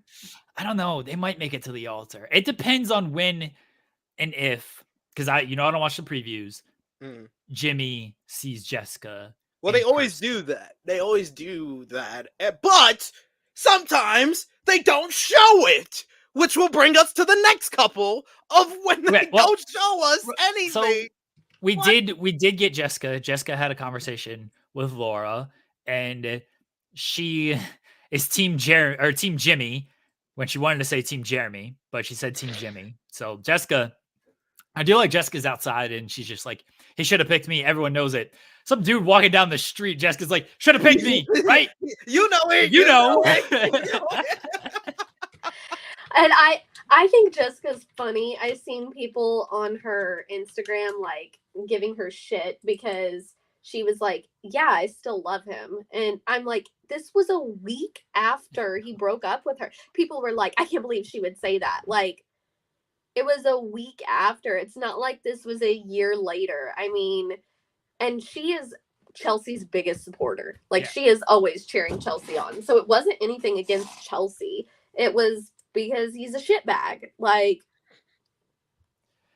So Laura and Jeremy, we'll get to the end here in a second. They do the meeting with the family that Laura should be a detective. Yo, Laura. Oh my God, I need She her to should become work a with private Olivia Benson. investigator. Yes, She needs should to be work a with good- Olivia Benson because private the way that she investigator. traps him was beautiful. I mean, we should have seen this in the previous set of episodes from the argument coming off of, or the conversation they had coming off of the bean dip situation, because she never apologized. She never apologized, took accountability for what she did in starting that whole situation. She just made Jeremy give us a very passive aggressive, very aggressive, capital letters on the aggressive side of the apology. But it's no surprise what we would see in the next 3 episodes when you look back on that whole conversation. Okay, you can continue. Sorry. Did the meeting with the family, and she's so caught up on this Hawaiian shirt shit. Oh my God. I don't feel any of this. I feel like I'm frozen here. No, you're good. No, you're good. You're good. I was so sick. Now you're frozen. Now you're frozen. I was so sick of hearing about those damn Hawaiian shirts. Yeah. I'm like, you are finding something to be mad about. Like, get over. And then her sister-in-law being like, I love when my husband wears Hawaiian shirts. And she's like trying to get mad about it. But this meeting with the parents was uncomfortable because she keeps bringing up Sarah. The parents were. I'm gonna switch my internet. No, you were fine for the most part. Or you probably see the freezing before we do. But yeah, the meeting with the parents was uncomfortable because the mom pointed it out that they never talked nicely about each other. They never talked sweet to each other. It was always the Hawaiian shirts, or she talked about her making a whole list, and the list of positives was like a mile long of family, this and that, this, that, and the third, and then it was Hawaiian shirts and all this, and she put more emphasis on the negatives, on the cons, that she did on all those. Like, she ran through all the positives, but then emphasized all the cons, and then she talked about the Sarah thing, because Sarah and the other girl Jeremy was choosing between in the pods had messaged him basically on Instagram and said, oh, hey Jeremy, hope everything worked out, hope the honeymoon was good, all fine and dandy.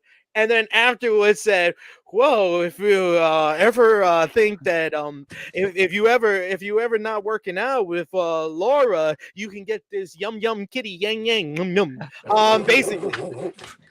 Okay, so I'm not a jealous person.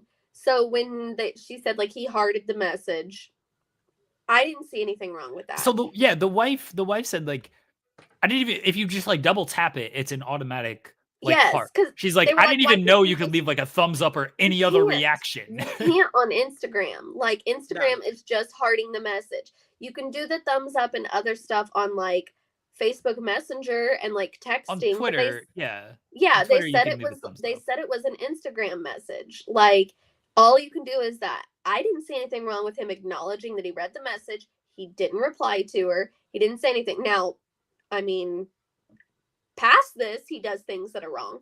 But with this initial thing, I didn't see anything wrong with it. And she's making such a big deal about how he should have just left her on red. And okay, like Sarah Ann probably shouldn't have sent that message. Like just being like, I hope you're well, whatever, was fine. Being like, if you break up, you're welcome in my bed is a little much. Like I will just put this out there because I've been doing my research, finding out all this information and falling out after, I've been watching a lot of reviews. This is all of our week has been. Exactly. Yes. All of our week has been watching those shows in like the first day or two they were available, and then watching reviews and sending it to each other and messaging each other about all the information that came out. So what I found out from, I believe it was Grace Report, is a YouTube channel that talked about the whole thing and did a review for this episode. And they said that on Instagram, you can also send a message and delete it.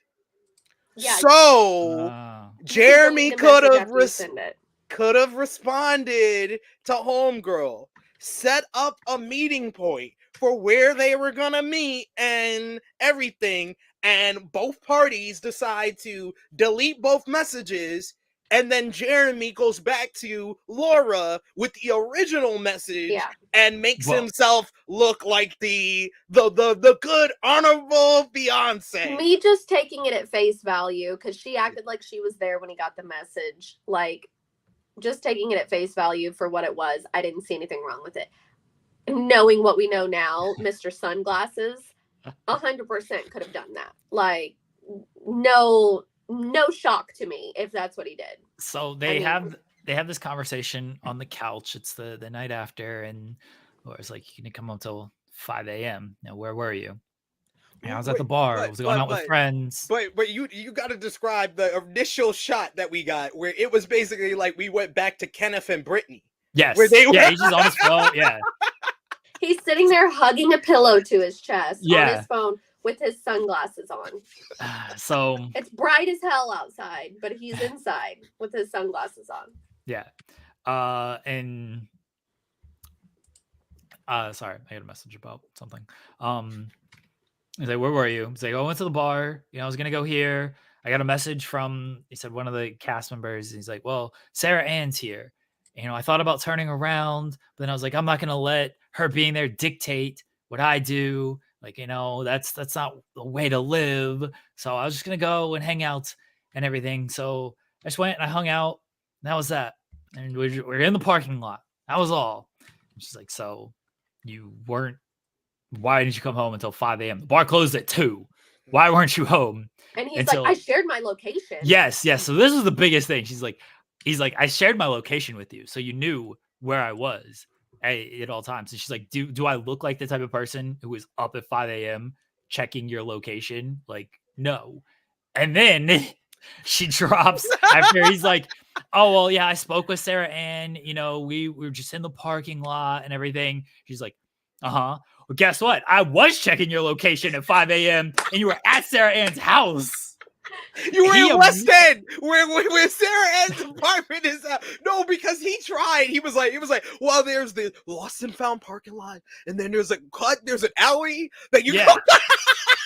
He was trying something there. And then he immediately picks up his phone and is apparently just trying to see how he could be caught by being stupid. So this is what I didn't know about the sharing the location stuff is I've shared my location before.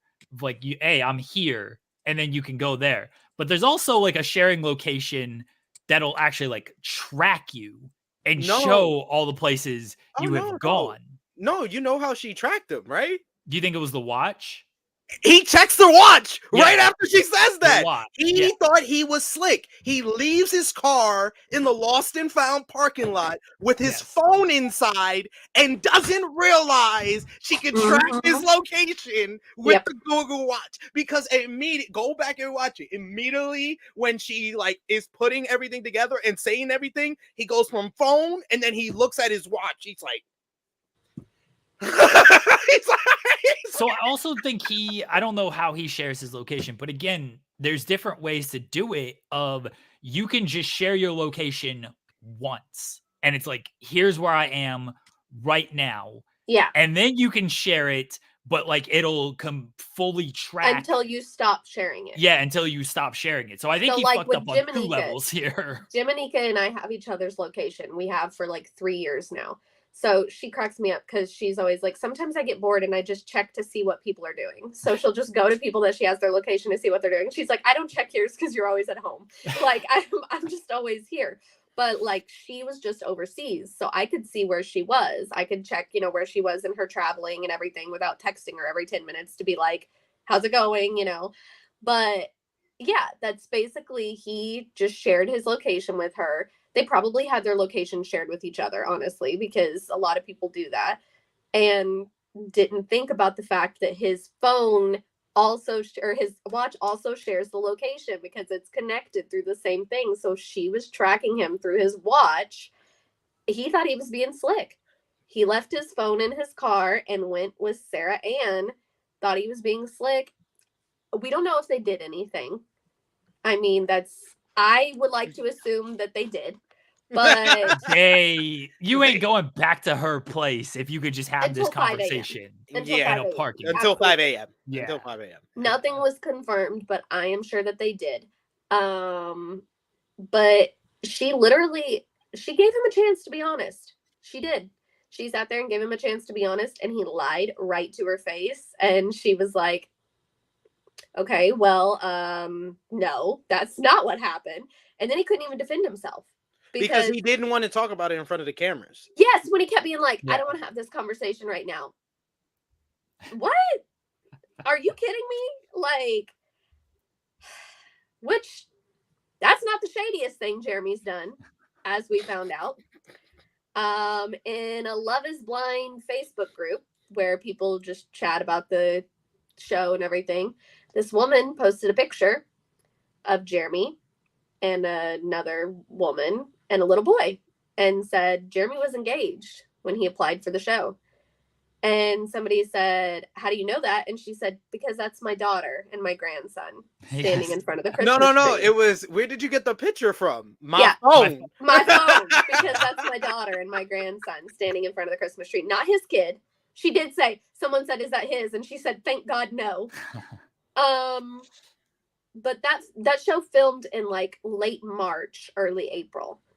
And he applied for it. So around Christmas time, he was still with this girl, engaged, not just dating, engaged to this girl when he applied for the show.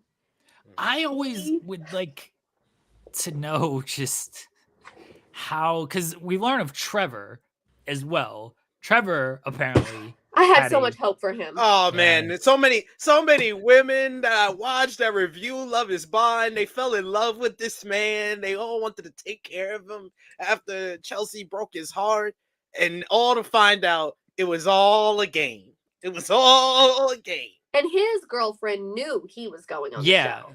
Like he was doing that to try to get Instagram famous. I think it was to be reality famous because she said, this is great for us. We love Perfect Match season 1. That he would film Perfect Match season 2, which is fantastic. I can't wait for this. But it seemed like he wanted to be reality famous. And he says in the text messages, the screenshots from the text messages, which I wonder if like him and the girlfriend have broke up now, and that's why she leaked the text messages. But he said like he met someone else at the airport, another guy that was on his way to film Love is Blind, and they're both like, we are absolutely not getting engaged. Yeah. And I'm like, it makes the show, I mean, it's funny for us, but like for the people that are actually going there trying to find somebody, it's just ruining the show to have it like that, you know, the people that are just trying to get famous, be on Instagram and have 50,000 followers. Like anybody gives a shit that they're making $10 off some vitamins that they're going to be pushing in their Instagram stories. Like it's just annoying. And Trevor makes me so much more mad than Jeremy, because Jeremy already pissed me off with his bad spelling name. So I was already not rooting for him. I told you last week, can't trust this dude. I spell his name correctly, and then I say Jeremy with the bad spelling. Is how because I refuse to spell it that way. Like he was already giving me vibes that I was like, and then he proved me right. He's a fuckboy. But like Trevor I really did not expect that from him. And I was like, damn, which I mean, I guess he wasn't cheating. Like she knew that he was doing it. So I guess but he wasn't being real, apparently. But he wasn't being but to me it's better that she at least knew that he was going on there. Like that's better than, going on there with having a partner at home that didn't know. But damn, like what is that conversation like though of, hey, I'm going to go on this reality show. I'm going to need you to trust me that I'm not going to cheat. I'm not going to get married. I mean, I guess with Love is Blind, you can trust them because they're going to be in a pod. Yeah. Like. Yeah, but I mean, sure, but like, let's be honest, they pick these women and men, and they're all good-looking people. It's not like you're going to get matched with someone who's just completely ugly or anything. Like, you're in a pod. So in that sense, you're not going to physically cheat until you get out of the pods. But then it comes into the emotional cheating. I agree. I mean, I wouldn't want my partner to go on a dating. I mean, there are other shows you can go on. Go on freaking Big Brother. Like, Yeah. you don't have to go on a dating show to be reality TV famous. Whatever. I think that's like, by the way, that's a red flag of like, I want to go on this show to be reality famous.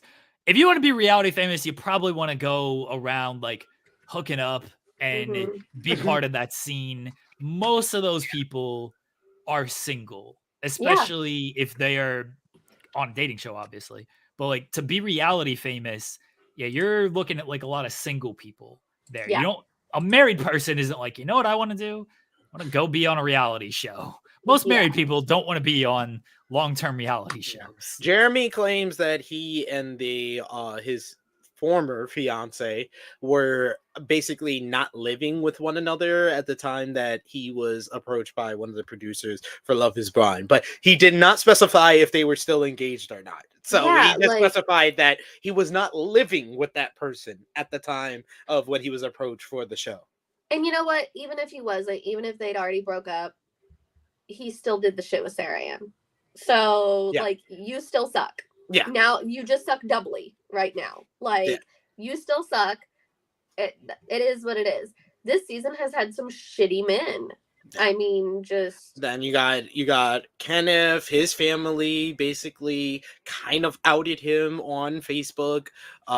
His cousin basically saying that he's never been attracted to women or something like that. So... yeah, this is a whole mess. She kept saying he's rainbow and using the rainbow emoji. So, we don't know if that's true or not. Yeah. If it is, I mean, maybe he went on there. He is a youth pastor.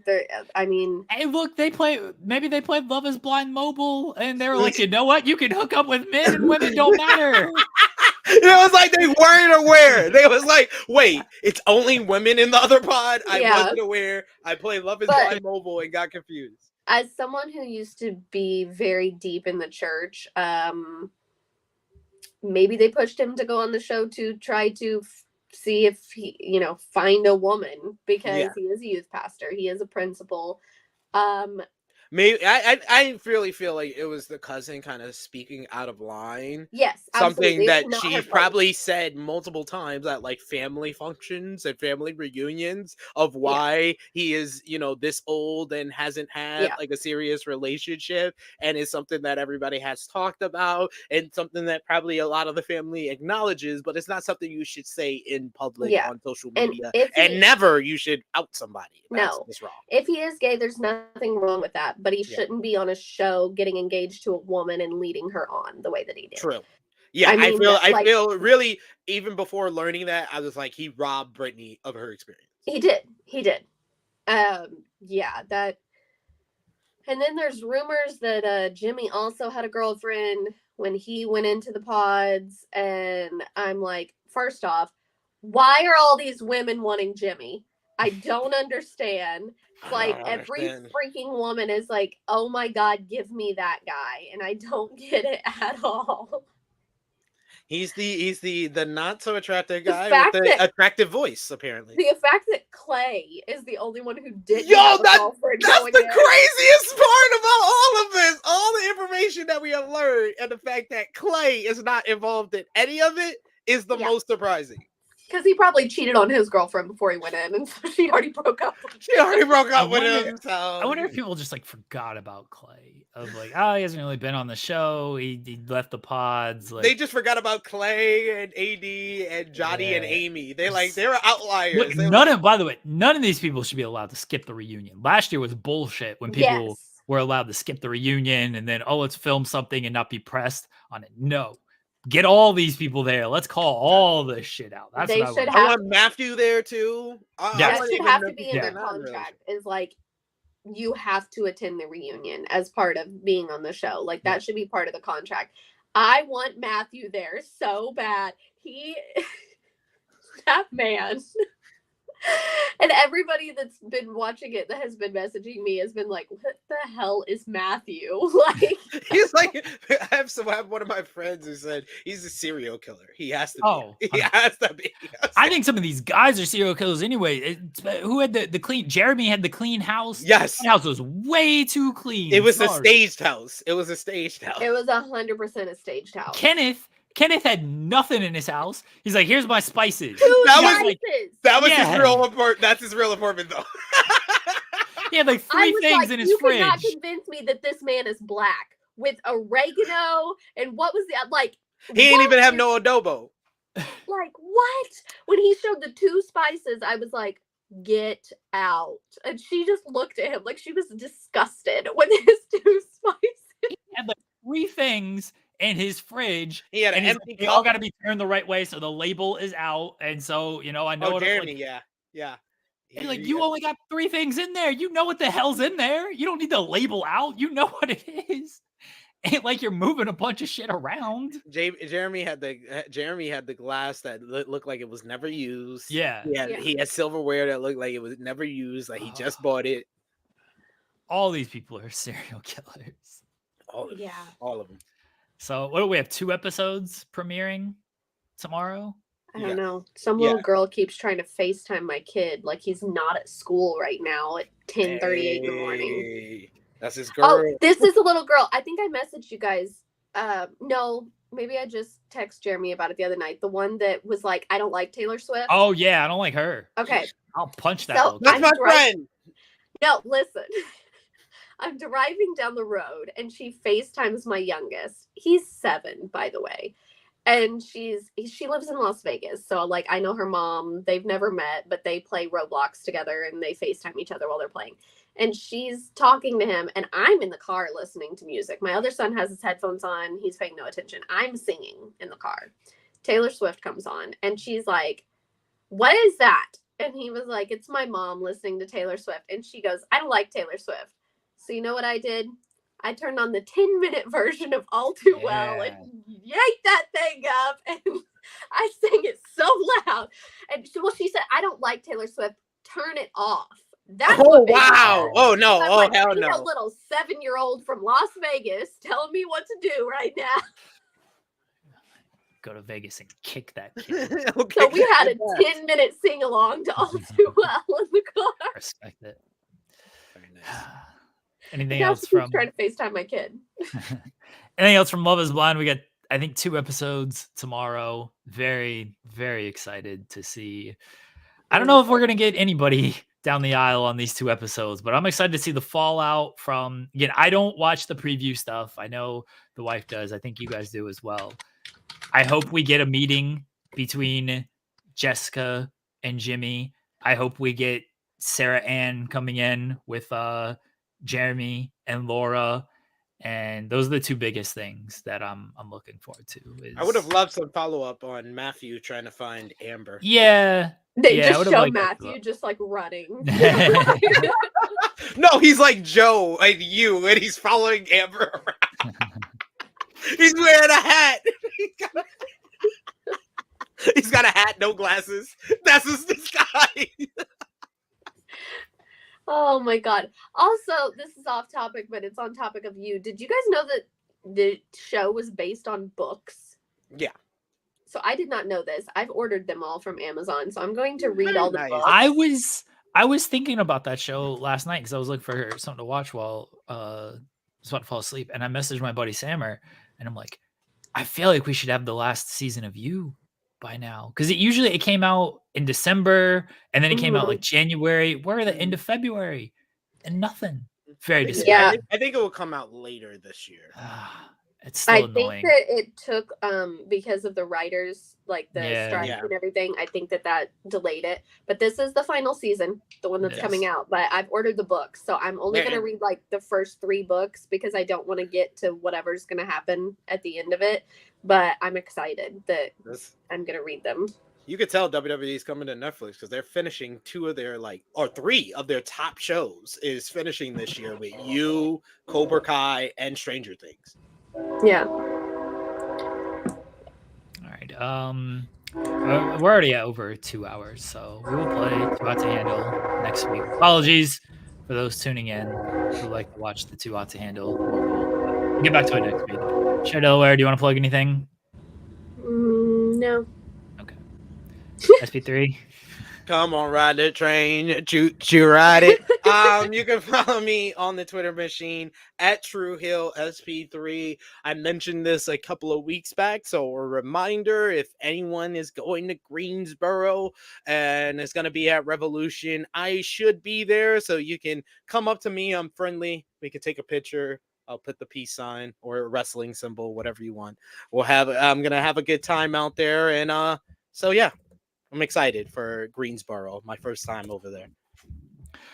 I tentatively might be there. We'll figure it out. Greensboro is such an exciting place. Such exciting stuff to do, right?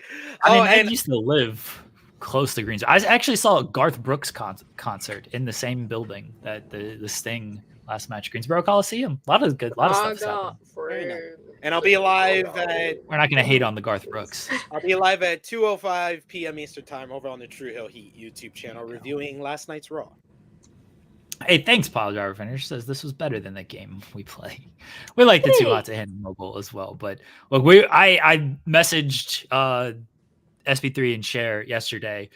I was just like, I'm so excited to talk about Love Is Blind tomorrow. Literally, all morning I've been like checking. Like I went to your Twitter to see if you guys were live yet, and then I just kept checking the messages, being like, "Have they sent me the link yet? Have they sent me the link yet?" Because that's all I cared about. It's funny because like the episodes come out on a Wednesday, and obviously we do the show on Tuesday, but like we watch them typically by Thursday. We're done watching all of the episodes, and then we have our group chat where we're messaging about it the entire time. I talk to my wife about it all the time. We have all of the friggin' the fallout, like the Facebook stuff, the social media stuff that we talk about as well, along with what we actually watch. So it feels like by the time we get to this show, it's like, oh, we've talked about a lot of stuff. But then once we recap it all, it's like, oh no, we still got a lot of shit to work out. Because then we have to talk about all the other stuff that we watched throughout the week that falls out from all of this. Like, and I like watching the reviews as well in the time that we have between shows, because I get different perspective or I catch on to different things that other people catch on to. I think this is the most dramatic season. Yeah. Because of all the stuff that's come out. Yeah, it's that last season was very bland. Very nondescript. This season has picked things back up, unfortunately.